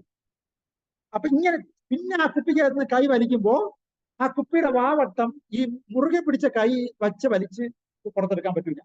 എന്നാൽ ആ വാവട്ടത്തിൽ നിന്നും കൈയെടുക്കാൻ വളരെ സിമ്പിൾ. ആരും അയാളെ കുരങ്ങനെ പിടിച്ചു വെച്ചിട്ടില്ല. ആ കപ്പലിന്റെ അങ്ങ് വിട്ടുകൊടുത്താൽ മതി, ആ കൈ ഇങ്ങനെ ഊരി വരും. മനസ്സിലായോ? എന്ന് അടിച്ചു കൊന്നാ കൂടി ഈ കൈ ആര് വിടൂല? ഈ കുരങ്ങൻ വിടൂല. പറഞ്ഞു മനസ്സിലായ? ആ കുരങ്ങൻ കാണുന്നുണ്ട് ഈ കൈ അകത്തായതുകൊണ്ട് ഇദ്ദേഹത്തിന് ഓടാൻ പറ്റുന്നില്ല. അത് കണ്ടുകൊണ്ട് ആരും ഓടി വരുന്നുണ്ട്. ഈ വേടം വരുന്നുണ്ട്. വേടം ഒന്നോടം തന്നെ കൈ കമ്പ് വെച്ച് തല കൊണ്ടക്കിട്ട് അടിച്ച് പൊട്ടിക്കും. അതോടുകൂടി ഇതിന്റെ ജീവൻ പോകും. അങ്ങനെ ജീവൻ പോയാൽ ഈ കപ്പലിന് കഴിക്കാൻ പറ്റൂല എന്നൊക്കെ ബോധം ആർക്കുണ്ട്? ആ കുരങ്ങനുണ്ട്. എന്നാ കൂടി ആ കപ്പലിന്റെയോടുള്ള ആസക്തി കൊണ്ട് മരണത്തിന്റെ പക്കത്തെത്തിയിട്ട് കൂടി, ആ വേട അടിക്കുമെന്ന് അറിയാമായിരുന്നിട്ട് കൂടി ഈ കുരങ്ങൻ ആ കപ്പലണ്ടി വിട്ടുകൊടുക്കൂല. മനസ്സിലായ? പറയാൻ മനസ്സിലായ? ഇതേപോലെയാണ് മനുഷ്യരുടെ അവസ്ഥ. നാശത്തിലേക്ക് പോകാണെന്നറിയാം, തെറ്റാണ് ചെയ്യണമെന്നറിയാം, ശരി എന്തെന്നും അറിയാം, ധർമ്മം എന്തെന്നും അറിയാം, അധർമ്മം എന്തെന്നും അറിയാം, ധർമ്മമാണെന്ന് അറിഞ്ഞിട്ട് കൂടി ധർമ്മം ചെയ്യാതിരിക്കുന്നുണ്ട്, അധർമ്മമാണെന്ന് അറിഞ്ഞിട്ട് കൂടി ചെയ്തുകൊണ്ടിരിക്കുകയാണ് എന്നുള്ള ബോധവുമുണ്ട്. എന്നാൽ എന്ത് ചെയ്യാൻ അറിയാൻ പറ്റുന്നില്ല? ശരിയായിട്ട് സമ്മതിച്ചു കൊടുക്കാനും സത്യത്തിന് സത്യമായിട്ട് സമ്മതിച്ചു കൊടുക്കാനും ശരിയെ നട്ടലോടുകൂടി ഒറ്റയ്ക്കിരുന്നാൽ അതിനെ ഫ്രണ്ടിൽ നയിക്കാൻ ആര് തയ്യാറല്ല? ഭൗതിക ലോകത്തിലെ ഒരു മനുഷ്യന്മാര് തയ്യാറല്ല എന്നതിന്റെ സിംറ്റമാണ് ധൃതരാഷ്ട്രനിലൂടെ ഭഗവാൻ ഭഗവത്ഗീതയിലൂടെ ഈ ലോകത്തിനെ വിളിച്ച് കാണിക്കുന്നത്. എല്ലാവരും ആരാണ്? ധൃതരാഷ്ട്രന്മാരാണ്. എല്ലാവരും ധൃതരാഷ്ട്രനെ പോലെ അവരവർക്കുള്ള സ്ഥാനമാനങ്ങളെ കെട്ടിപ്പിടിച്ച് വെച്ചിരിക്കുകയാണ്. ആർക്കേ കൊടുക്കുകയാണെങ്കിൽ മക്കൾക്കേ കൊടുക്കും, വേറെ ആർക്കും കൊടുക്കൂല. അതും മക്കൾക്ക് കൊടുക്കണം. എന്താണ്? അവിടെയും ആരുടെയാണ്? എന്റെ മക്കൾ എന്നുള്ള എന്റെ ഉള്ളതുകൊണ്ടാണ് ആ മക്കൾക്ക് എടുത്തു കൊടുക്കുന്നത്. എന്നാൽ മക്കൾക്കാണെങ്കിൽ കൂടി എപ്പോഴേ കൊടുക്കൂ? ഞാൻ ചാവണം എന്നിട്ടേ ആർക്ക് കൊടുക്കത്തുള്ളൂ? സ്വന്തം മക്കൾക്ക് കൊടുക്കത്തുള്ളൂ. ഉദാഹരണത്തിന് ഞാൻ നേരത്തെ ക്ലാസ്സിൽ പറഞ്ഞു, സ്റ്റാലിന്റെ അച്ഛൻ ആരാണ്? കരുണാനിധി. സ്റ്റാലിന്റെ അച്ഛൻ ആരാണ്? കരുണാനിധി 85 വയസ്സായി ചാവുമ്പോൾ 85 വയസ്സ് വരെയും ആരെ അടുപ്പിച്ചിട്ടില്ല ആ മുഖ്യമന്ത്രി കസേരയില്? സ്റ്റാലിനെ അടുപ്പിച്ചിട്ടില്ല. പക്ഷെ അടുത്ത ആരാണ്? അത് സ്റ്റാലിൻ തന്നെ. അത് എന്റെ മോനല്ലേ. പക്ഷെ ആ മോൻ അവിടെ ഇരിക്കണമെങ്കിൽ ആര് ചാവണം? ഞാൻ ചത്തതിന് ശേഷം മതി. അതാ, മനസ്സിലായോ? അപ്പൊ സ്വന്തം മക്കളാണെങ്കിലും എന്നെക്കാളും മേളിൽ വളരാൻ പാടില്ല, അത് എന്റെ അണ്ടറിൽ തന്നെ ആയിരിക്കുകയും വേണം. ഈ മനോഭാവമാണ് എല്ലാ കലിയുഗത്തിലുള്ള മനുഷ്യന്മാർ. അവരെല്ലാം ആരുടെ പ്രതീകമാണ്? ധൃതരാഷ്ട്രന്റെ പ്രതീകം. മനസ്സിലായി? അപ്പൊ ധൃതരാഷ്ട്രനെ മാത്രം വച്ച് ഭഗവത്ഗീത ഉപദേശിച്ചെങ്കിൽ കൂടിയും യഥാർത്ഥത്തിൽ ആ ധൃതരാഷ്ട്രന്റെ സ്ഥാനത്ത് ആരാണ് നമ്മൾ ഇരുന്ന് കേട്ടോണ്ടിരിക്കുന്നത്? നമ്മൾ ഓരോരുത്തരുമാണ്. പക്ഷെ ഭഗവാൻ നമ്മളെ വേദനിപ്പിക്കാതെ അവിടെ ഒരു ധൃതരാഷ്ട്രം ഇരുത്തിയിരിക്കുന്നേ ഉള്ളൂ. പക്ഷെ ആ ധൃതരാഷ്ട്രം എന്ന് പറയുന്ന ആരെന്ന് വെച്ചാൽ നമ്മളെ കുറിച്ചാണ് ഭഗവാൻ പറഞ്ഞുകൊണ്ടിരിക്കുന്നത്. മനസ്സിലായോ? അപ്പൊ ഇതാണ് അതിന്റെ വിഷയം. അപ്പോ നമ്മൾ മനസ്സിലാക്കേണ്ടത് ഈ കുട്ടിക്കുരങ്ങന്മാരുടെ അവസ്ഥയാണ് നമ്മൾ. ഈ ആസക്തി കൊണ്ട്, മനസ്സിലായില്ലേ? എന്താ? ഏതാസക്തിയാണ്? മത മാത്സര്യ കാമക്രോധ മത മാത്സര്യങ്ങൾ ആർക്കൊക്കെ ഉണ്ട്? ഈ കുരങ്ങന്മാർക്കെല്ലാം. അതേപോലെ നമുക്കും ഉണ്ട്. അതുകൊണ്ട് നമ്മുടെ കൺമുമ്പിൽ മരണം വന്നാൽ കൂടി നമ്മൾ എന്ത് വിട്ടുകൊടുക്കാൻ തയ്യാറല്ല? സ്ഥാനമാനം വിട്ടുകൊടുക്കാൻ തയ്യാറല്ല. ആസക്തി എന്താണോ വേണ്ടത് അതിന് വേണ്ടെന്ന് വയ്ക്കാൻ നമ്മൾ തയ്യാറല്ല. എന്നാൽ അവസാനം എന്താണ് സംഭവിക്കാൻ പോണത്? ആ കൈ കുപ്പിക്കകത്തുണ്ട്, വേണം വന്ന് തലക്കിട്ട് പടക്കാന്ന് അടിക്കുകയും ചെയ്യും. എന്നാലും ആരും ആ അകത്ത് കൈയെടുക്കാൻ തയ്യാറില്ല. ഇതേ അവസ്ഥയാണ് ഇവിടെ ദുര്യോധനാദികൾക്കെല്ലാം. ഇപ്പൊ പടക്കളത്തിൽ വന്ന് കഴിഞ്ഞു, സൈറൺ മുടങ്ങി കഴിഞ്ഞു. ഈ മുഴങ്ങിയ സൈറൺ എന്തിന്റെ സൈറണാണ്? ഇവന്മാരുടെ തല വെട്ടേണ്ട സൈറണാണ്. അത് ആർക്ക് മനസ്സിലായി? അപ്പോഴാണ് അവര് നെഞ്ചിലൊരു വേദന. മനസ്സിലായ? അതാണ് പറയുന്നത്. എത്ര വീരനോ ശൂരനോ പരാക്രമിയോ ആണെങ്കിലും മരണ ദിവസം വരുമ്പോ അവന്മാര് പേടിക്കോ പേടിക്കോ? അതാണ് പറയുന്നത്. ഭഗവാനെ മനസ്സിലാക്കാൻ നമുക്കെല്ലാം എളുപ്പമാണ്. കേൾക്കുന്നുണ്ടോ? എപ്പോ എളുപ്പമാണ്? എപ്പോഴാണോ നമ്മൾ ഭഗവാനെ ശരണം പ്രാപിക്കുന്നത് അപ്പൊ തന്നെ നമുക്ക് ആരെ കാണാം? ഭഗവാനെ കാണാം. ഭഗവാനെ കാണാൻ ഏറ്റവും എളുപ്പമായി ഭഗവാനെ നമ്മൾ ശരണം പ്രാപിക്കുക. അപ്പൊ തന്നെ നമുക്ക് ഉടനെ കാണാം. ഇനി അവിടെ നമ്മൾ ഭഗവാനെ ശരണം പ്രാപിക്കാതെ ഇരുന്നിട്ടാണ് ഭഗവാനെ കാണാൻ ആഗ്രഹിക്കുന്നതെങ്കിൽ അപ്പോഴും ഭഗവാനെ കാണാം. അതെപ്പോ? അങ്ങനെ ഉള്ളവർക്ക് മരണരൂപേണ ഭഗവാൻ എന്തു കൊടുക്കും? ദർശനം കൊടുക്കും. ജീവിച്ചിരിക്കുമ്പോ ഭഗവാനെ ശരണം പ്രാപിച്ചാൽ പല രീതിയിലും ഭഗവാന്റെ പ്രസൻസ് നമുക്ക് ഭഗവാൻ മനസ്സിലാക്കി തരും. അതിന് തയ്യാറാകാത്ത ഭഗവാൻ ഇല്ല, ഞാനാണ് വലുത്, എന്റെ അപ്പുറം ഒന്നും വേണ്ട എന്ന് പറയുന്ന ആൾക്കാർക്ക് അവസാനം എന്ത് സമ്മതിക്കേണ്ടി വരും? ഭഗവാൻ ഉണ്ടെന്ന് സമ്മതിക്കേണ്ടി വരും. പക്ഷെ ആ സമയത്ത് ഭഗവാൻ അവർക്ക് ദർശനം കൊടുക്കുന്നത് എങ്ങനെയാണെന്ന് ചോദിച്ചാൽ മരണരൂപേണ. പിന്നെ അവർക്കൊരു തിരിച്ചൊരു ചാൻസ് ഇല്ല, മരിച്ചു. മരണം വന്ന് ഒരു തല വെട്ടി അവർക്ക് നിന്നെക്കാൾ ഉപരി ഒരു ശക്തി ഉണ്ട് എന്ന് കാണിച്ചു. പക്ഷേ ജീവിച്ചിരിക്കുമ്പോ ഭഗവാൻ ഉണ്ടെന്ന് അംഗീകരിച്ചാൽ എന്തെല്ലാം സർവീസുകൾ ചെയ്യാനുണ്ട്, എന്തെല്ലാം വലിയൊരു ലോകം കാണാനുണ്ട്, എന്തെല്ലാം നല്ല നല്ല കാര്യങ്ങൾ ഭഗവാന്റെ ഉണ്ടെന്ന് മനസ്സിലാക്കി കഴിഞ്ഞാൽ ചെയ്യാൻ ഒരുപാട് ആക്ടിവിറ്റീസ് ഉണ്ട്. അതിന്റെ ഭാഗ്യം ആർക്കും ഇല്ലാതെ പോകും. ഭഗവാൻ ഇല്ല എന്ന് പറഞ്ഞ് തർക്കിക്കുന്നവർക്ക് നഷ്ടപ്പെട്ടു. മനസ്സിലായോ? ഭഗവാൻ ഉണ്ടെന്ന് അംഗീകരിച്ച് മുന്നോട്ട് പോയാൽ ഭഗവാന്റെ ദർശനം നമ്മൾ ജീവിച്ചിരിക്കുമ്പോൾ തന്നെ ഒരുപാട് അവസരങ്ങളിൽ പല രൂപേണ ഭഗവാൻ നമുക്ക് തന്നുകൊണ്ടേയിരിക്കും. എന്നാൽ ഭഗവാൻ ഇല്ല എന്ന് പറയുന്നവർക്കും ഭഗവാൻ ഉണ്ടെന്ന് സമ്മതിക്കേണ്ടി വരും. കാരണം എന്ത്? അവരുടെ മൊത്തം പ്ലാനും പൊളിച്ച് ആര് കയറി വരും? മരണം കയറി വരും. അവരുടെ കഴിവും അവരുടെ ബുദ്ധി അവരുടെ ശക്തിയുമാണ് ഈ ലോകത്തിലെല്ലാം എങ്കിൽ ആ മരണം വന്ന് അവരുടെ പ്ലാനുകളൊക്കെ പൊളിക്കുന്ന എന്തിന്? അപ്പൊ അവർക്ക് ഉപരി ഒരു ശക്തി ഉണ്ടെന്നതിന്റെ തെളിവല്ലേ ആ മരണം എന്ന് പറയുന്നത്? അവരുടെ പ്ലാൻ എല്ലാം ഇട്ട് പോകേണ്ടി വരില്ലേ? പറയാൻ പറ്റോ ഇനി കുറച്ച് ജോലികളുണ്ട് ഞാൻ ചെയ്തിട്ട് വരാമെന്ന് മരണ സമയത്ത് പറയാൻ പറ്റോ? പറ്റില്ല. അപ്പൊ അവർക്ക് ഉപരി ഒരു പ്ലാനിങ് ഈ ലോകത്ത് നടക്കുന്നുണ്ടെന്ന് ആ സമയത്ത് അവര് അംഗീകരിച്ച് പറ്റൂ. അതാണ് ഭഗവത്ഗീത പറയുന്നത്. നമ്മൾ ഭഗവാൻ ഉണ്ടെന്ന് അംഗീകരിച്ചാൽ ഒരുപാട് ആക്ടിവിറ്റീസിൽ നമുക്ക് ഭഗവാന്റെ പ്രവർത്തനത്തിൽ പങ്കുകൊള്ളാൻ പറ്റും. അത് നമ്മുടെ നന്മയ്ക്കും നമ്മുടെ സന്തോഷത്തിന് വേണ്ടി തന്നെയാണ്. എന്നാൽ അത് അംഗീകരിക്കാത്തവർ ആരായി മാറും? അസുരന്മാരായി മാറും. അവരവർക്ക് തന്നെ ഉപദ്രവം ഉണ്ടാക്കും, മറ്റുള്ളവർക്ക് ഉപദ്രവം ഉണ്ടാക്കും. ദേവന്മാരും അസുരന്മാരും തമ്മിലുള്ള വ്യത്യാസം എന്താണ്? ദേവന്മാരും ഇന്ദ്രിയ സംതൃപ്തി എൻജോയ് ചെയ്യുന്നുണ്ട്, അസുരന്മാരും ഇന്ദ്രിയ സംതൃപ്തി എൻജോയ് ചെയ്യുന്നുണ്ട്. പക്ഷെ ഒരു വ്യത്യാസം എന്താണ്? ദേവന്മാർ ഭഗവാൻ വിഷ്ണുവിനെ അംഗീകരിക്കുന്നു, അനുസരിക്കാൻ തയ്യാറുമാണ്, അഭയം പ്രാപിക്കാനും തയ്യാറാണ്, കൺസൾട്ടേഷൻ ചെയ്യാനും തയ്യാറാണ്, അഭിപ്രായം ചോദിക്കാനും തയ്യാറാണ്. ഇതിനൊന്നും ആര് തയ്യാറല്ല? അസുരന്മാർ തയ്യാറല്ല. അവന്മാരും ഇന്ദ്രിയ സംതൃപ്തി എൻജോയ് ചെയ്യുന്നുണ്ട്, പക്ഷെ വിഷ്ണുവിനെ അംഗീകരിക്കാൻ തയ്യാറല്ല, വിഷ്ണുവിനെ സറണ്ടർ ആവാൻ തയ്യാറല്ല, അഭിപ്രായം ചോദിക്കാൻ തയ്യാറല്ല, അതേമാതിരി കൺസൾട്ട് ചെയ്ത് സംസാരിച്ച് അവർ അതേ പറയുമ്പോൾ മുന്നോട്ട് പോകാൻ തയ്യാറാണ്. ഇത് മാത്രമാണ് വ്യത്യാസം. നമ്മുടെ ചുറ്റുവട്ടത്തിലുള്ള ആൾക്കാരെടുത്തോ, ഇതെല്ലാം ദേവഗണങ്ങളുണ്ട്, അസുരഗണങ്ങളുണ്ട്. അത് ജാതകത്തിലുള്ള അസുരഗണം ദേവഗണം അല്ല. അവരുടെ ആറ്റിറ്റ്യൂഡ് നോക്കിക്കേ. ചില ആൾക്കാർ ഭഗവാനെ വഴിപ്പെട്ട് പോകാൻ തയ്യാറുള്ള ആൾക്കാർ, ചില ആൾക്കാർ അതെന്ത് നമ്മൾ വിചാരിച്ച നടക്കൂല എന്നുള്ള ഭാവം. അവരെല്ലാം ഏത് ഗണമാണ്? അസുരഗണം, അസുരന്റെ മനുഷ്യരൂപങ്ങൾ. ഇവിടെ ശംഖ് അവസാനം ഊതണം എന്ന് പറഞ്ഞാൽ അവസാനം ഊതി. ശംഖൂതണം എന്ന് പറയാൻ കാര്യം യുദ്ധം വേണം, ഊതറാ ശംഖ് എന്ന് പറഞ്ഞാൽ അവസാനം ഊതിയപ്പോ പേടിച്ചതാര്? അതാണ് തമാശ. ഇത്രയും ജാട കാണിച്ചമാരാണ് ഇപ്പൊ ഏറ്റവും കൂടുതൽ പേടിച്ചിരിക്കുന്നത്. മറ്റവന്മാർ വേണ്ട, ശംഖൂതണ്ട മാക്സിമം പറഞ്ഞു നോക്കിയവർക്ക് ഹൃദയത്തിൽ ഒരു ടെൻഷനും ഇല്ല. ഇപ്പൊ ഊതണം പറഞ്ഞവര് ഊതിയപ്പോ പേടിച്ചു. കണ്ട, ഇതിന് അർത്ഥം എന്താ? അർത്ഥം ഇതാണ്: ഭഗവാനെ താഴ്ന്നു പോകുന്ന ആൾക്കാര് ഒറ്റ നോട്ടത്തിൽ പേടിത്തൊണ്ടന്മാരായിട്ട് തോന്നും, പക്ഷെ അവർ പേടിത്തൊണ്ടന്മാരാണ്. വിട്ടുകൊടുക്കുന്ന മനോഭാവമാണ്. അതുകൊണ്ട് മാക്സിമം കോംപ്രമൈസിന് ചർച്ച ചെയ്യും. എന്ന് വെച്ചാൽ അത് ഭീരുത്വമല്ല. മനസ്സിലായ? അത് ചില സമയത്ത് ഇന്ത്യ എടുക്കുന്ന സ്റ്റാൻഡ്, ഞങ്ങൾ ഈ ലോകത്തിൽ ആരെയും അങ്ങോട്ട് കയറി ആക്രമിക്കും എന്ന് വെച്ചാൽ അതിനർത്ഥം പേടിത്തൊണ്ടന്മാരെന്നല്ല. ഇങ്ങോട്ട് കയറി ആക്രമിച്ചാൽ ഇങ്ങോട്ട് കയറി ചൊറിയാൻ നിന്നാൽ അങ്ങോട്ട് കയറി മാന്തും എന്ന് പറഞ്ഞിട്ടില്ലേ? ഇല്ലേ? ഇങ്ങോട്ട് വന്ന് ചൊറിയാൻ നിന്ന് അങ്ങോട്ട് കയറി മാന്തിക്കളയും എന്നതുപോലെ. അപ്പോ ഇങ്ങോട്ട് ചൊറിയാൻ വരരുത്, നമ്മൾ അതിന് തയ്യാറല്ലെന്ന് പറഞ്ഞ് പിന്മാറി പോകുന്നതിന്റെ അർത്ഥം ഭീരുത്വമല്ല, അത് കോംപ്രമൈസ് ചെയ്യാനാണ്. മനസ്സിലായോ? പക്ഷെ അങ്ങനെ പിന്മാറുന്നത് ഭീരുത്വമാണെന്ന് ആര് വിശ്വസിക്കുന്നു? ഈ പറഞ്ഞ രാക്ഷസന്മാരും അസുരന്മാരും വിചാരിക്കും. അങ്ങനെയാണോ? അങ്ങനല്ല.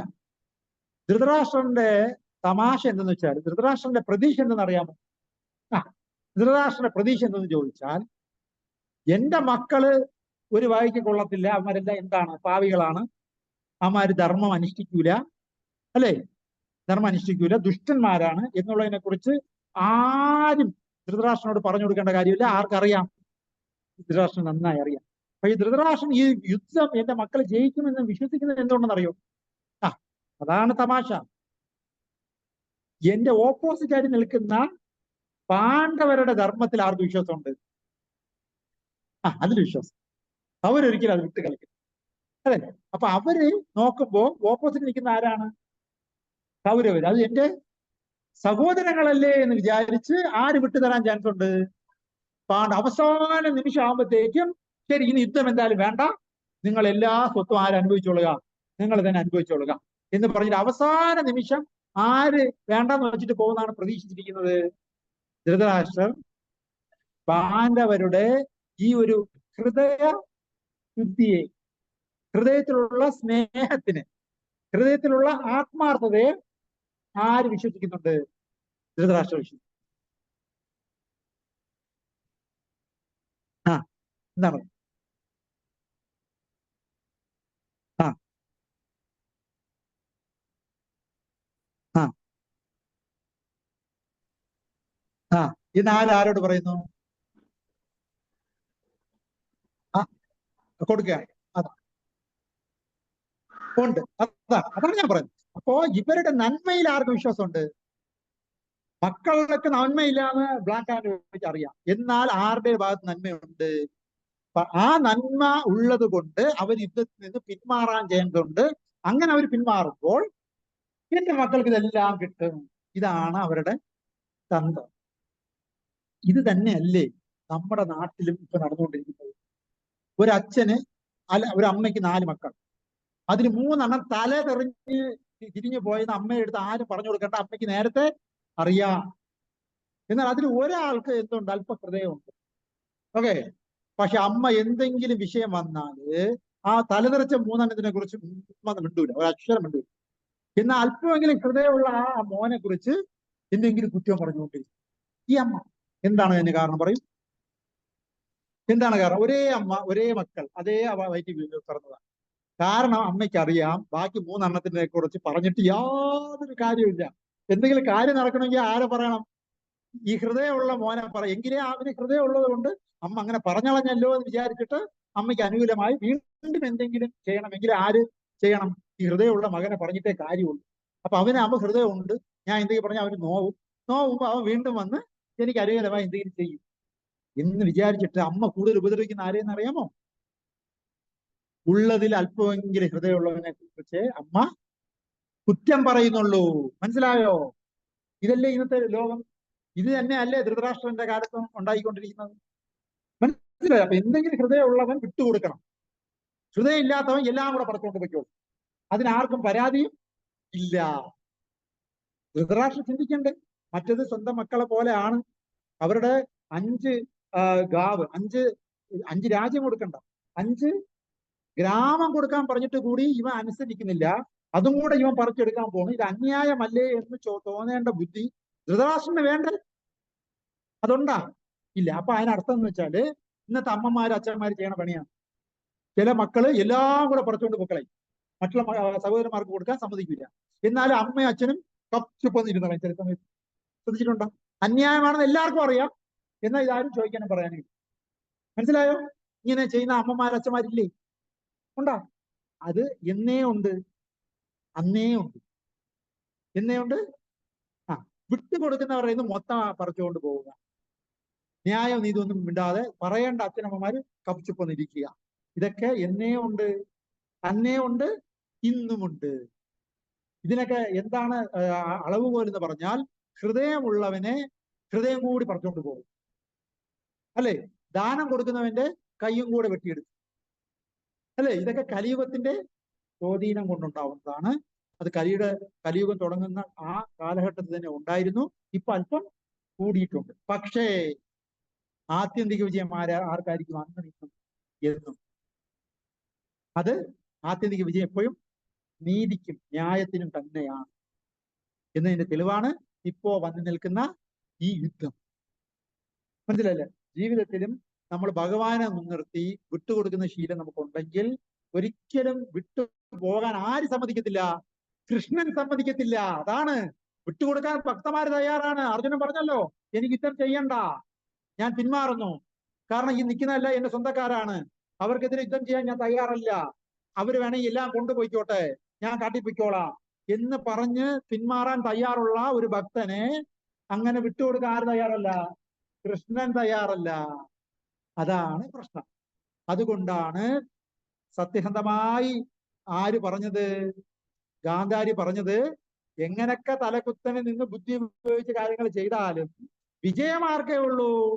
ആരുടെ ഭാഗത്താണോ ധർമ്മം അവിടെ ആത്യന്തിക വിജയം ഉണ്ടാവത്തുള്ളൂ. അതുകൊണ്ട് നിനക്ക് തലപ്പൊഴിഞ്ഞ് ആലോചിക്കാം, പ്ലാനിങ് ചെയ്യാം, ആളെ കൂടുതൽ നിങ്ങളുടെ ടീമിൽ ചേർക്കാം, ബുദ്ധി ഉപയോഗിച്ച് ഉണർന്ന് പ്രവർത്തിക്കാം, ഒരുപാട് വെപ്പൺസ് അടുക്കി വയ്ക്കാം. പക്ഷെ വിജയമാരുടെ ഭാഗത്താണ്? അത് ധർമ്മത്തിന്റെ ഭാഗം. ഇവിടെ ആരുടെ ഭാഗത്താണ് ധർമ്മം? പാണ്ഡവരുടെ ഭാഗത്ത്. കാരണം എന്ത്? ധർമ്മത്വ സാക്ഷാത് ഭഗവത് പ്രണി.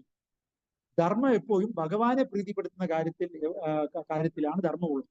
അങ്ങനെയാണെങ്കിൽ ആ ധർമ്മത്തിനെതിരെയുള്ള പുത്രധർമ്മമാണെങ്കിലും വിട്ടേക്കാം, ഭർത്തൃധർമ്മമാണെങ്കിലും വിട്ടേക്കാം. ഭഗവത് ധർമ്മത്തിന് എതിരായി വരുന്ന ഏത് ധർമ്മവും തടസ്സമായി വരികയാണെങ്കിൽ ആ ധർമ്മമേ വിടാവൂ, ഭഗവത് ധർമ്മം വിടാൻ പാടില്ല. ഇവിടെ എന്തൊക്കെ പറഞ്ഞാലും പാണ്ഡവ പക്ഷത്താണ് ആരുള്ളത്? ഭഗവാൻ ശ്രീകൃഷ്ണനുള്ളത്. അതുകൊണ്ട് ധർമ്മം എവിടെയാണ്? പാണ്ഡവ പക്ഷം. അതുകൊണ്ട് 12 അശ്വകോണി പട ഉണ്ടായിക്കോട്ടെ, 5000 അശ്വകോണി പട ഉണ്ടായിക്കോട്ടെ, വിജയം ഏത് ഭാഗത്തേ ഉണ്ടാകത്തുള്ളൂ? നാരായണൻ എവിടെയോ അവിടെയേ വിജയം. ഇതാണ് ഇത്. അതുകൊണ്ടാണ് പ്രകൃതി ഈ ലോകത്തിനോട് ചിലതൊക്കെ വിളിച്ചു പറയും. ആ പ്രകൃതി ഈ ലോകത്തിനെ വിളിച്ചോട് പറയുന്നത് സത്യമായിരിക്കും. അങ്ങനെയാണ് ഈ ശംഖ് ഊതിയപ്പോൾ ഉണ്ടായ ശബ്ദം പ്രകൃതി കൊടുക്കുന്ന മെസ്സേജാണ്. ആ പ്രകൃതി ഒരു മെസ്സേജ് കൊടുത്തിരിക്കുകയാണ്. വെറുതെ ഇരുന്ന ഹൃദയം ഇങ്ങനെ കുലുങ്ങിക്കളഞ്ഞു. ആരുടെ? പാണ്ഡവരുടെ അല്ല, കൗരവരുടെ. അത് പ്രകൃതി കൊടുക്കുന്ന മെസ്സേജാണ്. മിന്നൽ പോലെ ഹൃദയത്തിൽ ഒരു വേദന ഉണ്ടായി, പേടിയുണ്ടായി. ആ ഭയം അവർ ഇതുവരെ ചെയ്ത പാപത്തിന്റെ പരിണിത ഫലം. അവിടെ പ്രകൃതി കൊടുക്കുന്ന മെസ്സേജ് എന്താ? നിങ്ങളിതാ മരിക്കാൻ പോകുന്നു, നിങ്ങൾ ഇത്രയും ചെയ്ത പാപത്തിന്റെ ഫലം നിങ്ങൾ അനുഭവിക്കാൻ പോകുന്നു എന്നുള്ള മെസ്സേജാണ് പ്രകൃതി ധൃതരാഷ്ട്രപുത്രന്മാർക്ക് കൊടുത്തിരിക്കുന്നത്. അതുകൊണ്ടാണ് ആ ശംഖനാഥം കേട്ടപ്പോ അതേ ശംഖനാഥം ആര് കേട്ടു? ധൃതരാഷ്ട്രപുത്രന്മാരും കേട്ടു, പാണ്ഡവന്മാരും കേട്ടു. പക്ഷെ പാണ്ഡവരുടെ ഹൃദയം പിടച്ചില്ല. ആരുടെ ഹൃദയമേ പിടച്ചുള്ളൂ? കൗരവരുടെ ഹൃദയം പിടച്ചുള്ളൂ. അതുകൊണ്ടാണ് പറയുന്നത്, ഒരേ സിറ്റുവേഷൻ വന്നാലും അത് ഓരോരുത്തരും എടുക്കുന്നത് അവരവരുടെ കർമ്മഫലം അനുസരിച്ചാണ്.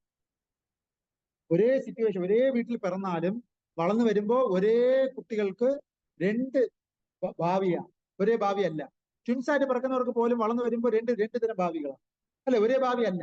എന്താണ് കാരണം? ഒരേ അമ്മയുടെ വയറ്റിൽ നിന്നാണ് പിറന്നെങ്കിലും അവരവർ അനുഭവിക്കുന്നത് അവരവരുടെ കർമ്മഫലമാണ്. ഒരേ ശംഖനാഥമാണ് കേട്ടിട്ടെങ്കിൽ കൂടിയും ഒരാൾക്ക് അത് ഹൃദയം പിളർക്കുന്ന വേദന പോലെ ഫീൽ ചെയ്തപ്പോൾ മറ്റൊരാൾക്ക് അങ്ങനെ ഫീൽ ചെയ്തില്ല. കാരണം എന്ത്? അവരവരുടെ കർമ്മം ഡിഫറെന്റ് ആണ്. ഒരേ സംഭവം നടന്നാലും അതിൽ കിട്ടുന്ന അനുഭവം ഓരോരുത്തർക്ക് അവരവരുടെ കർമ്മഫലം അനുസരിച്ചാണ് അതിന്റെ റിയാക്ഷൻ കിട്ടുന്നത്.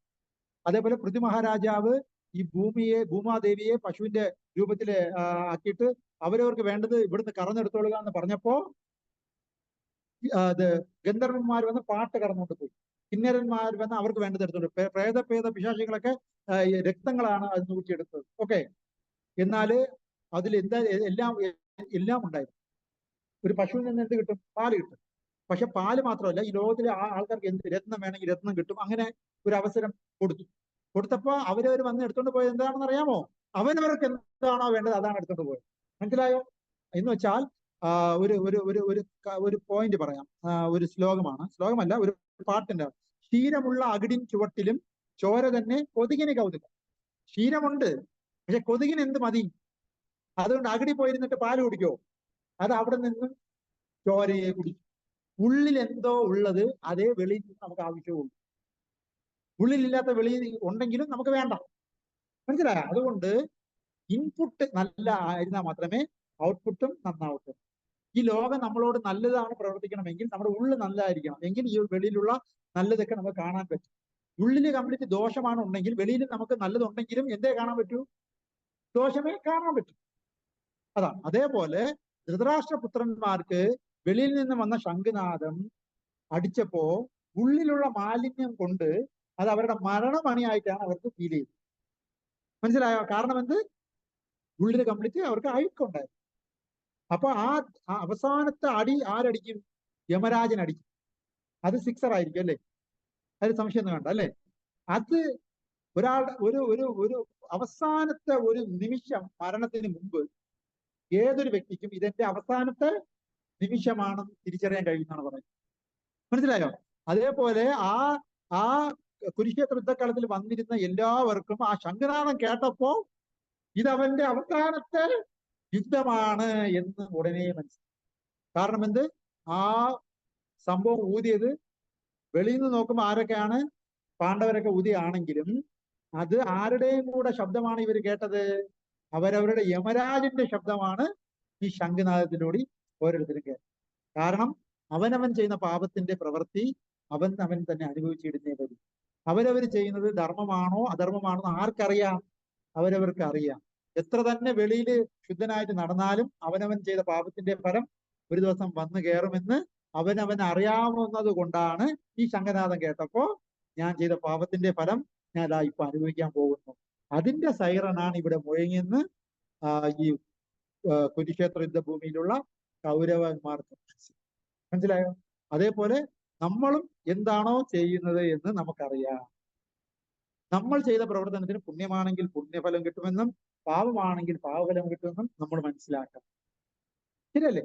അതുകൊണ്ട് ഭഗവത്ഗീത, ഭാഗവത് ഇത്യാദി ഗ്രന്ഥങ്ങൾ വളരെ സീരിയസ് ആയിട്ട് പഠിച്ച് നമ്മുടെ ജീവിതം അടുക്കും ചിട്ടയോട് കൂടി ഒരു ഗുരുവിന്റെ അണ്ടറിൽ ഭക്തി പ്രാക്ടീസ് ചെയ്യുകയാണെങ്കിൽ ഒരേപോലത്തെ സിറ്റുവേഷൻ ആണ് എല്ലാവർക്കും വരുന്നതെങ്കിലും ആരാണോ ഗുരുവിനെ ഫോളോ ചെയ്യുന്നത് അവർക്ക് അതിന്റെ ദോഷഫലങ്ങൾ അഫക്ട് ചെയ്യും. സ്വന്തം ഇന്ദ്രിയ സംതൃപ്തിയെ മുൻനിർത്തി കാര്യങ്ങൾ ചെയ്യുകയാണെങ്കിൽ എന്തെങ്കിലും വന്നു ചേരുന്നെങ്കിൽ അതിന്റെ ഫലം അനുഭവിക്കാൻ ആര് മാത്രമേ കാണത്തുള്ളൂ? അവരവൻ മാത്രമേ കാണത്തുള്ളൂ. ഗുരുവിന്റെ സപ്പോർട്ടോ ഗുരു പരമ്പരയുടെ സപ്പോർട്ടോ ഭഗവാന്റെ സപ്പോർട്ടോ കിട്ടും. അതുകൊണ്ട് എന്ത് തന്നെ സിറ്റുവേഷനിലും നമ്മൾ ആരുടെ അണ്ടറിലായിരിക്കണം? ഗുരുവിന്റെയും ഭക്തന്മാരുടെയും ഭഗവാന്റെ അണ്ടറിൽ നമ്മുടെ ജീവിതം കെട്ടിപ്പടുത്താൻ ശ്രമിക്കണം. പാണ്ഡവർ അതിന്റെ ഉത്തമ ഉദാഹരണങ്ങളാണ്. അപ്പൊ ഇതേ ശബ്ദം അവർ കേട്ടിട്ട് അവർ ഭയപ്പെടാത്തതിന് കാരണം അവരെ പ്രൊട്ടക്ട് ചെയ്യാൻ ആരുണ്ടെന്ന് അവർക്കറിയാം, ഭഗവാൻ ഉണ്ടെന്ന് അറിയാം. ഇന്നത്തെ ഈ ശ്ലോകത്തിന്റെ ഭാവാർത്ഥത്തിൽ പറയുന്നു, ആരാണോ പരമപുരുഷനെ ഭഗവാനെ സമർപ്പണം ചെയ്തിരിക്കുന്നത് അവർക്ക് ഒരു ഭയവുമില്ല.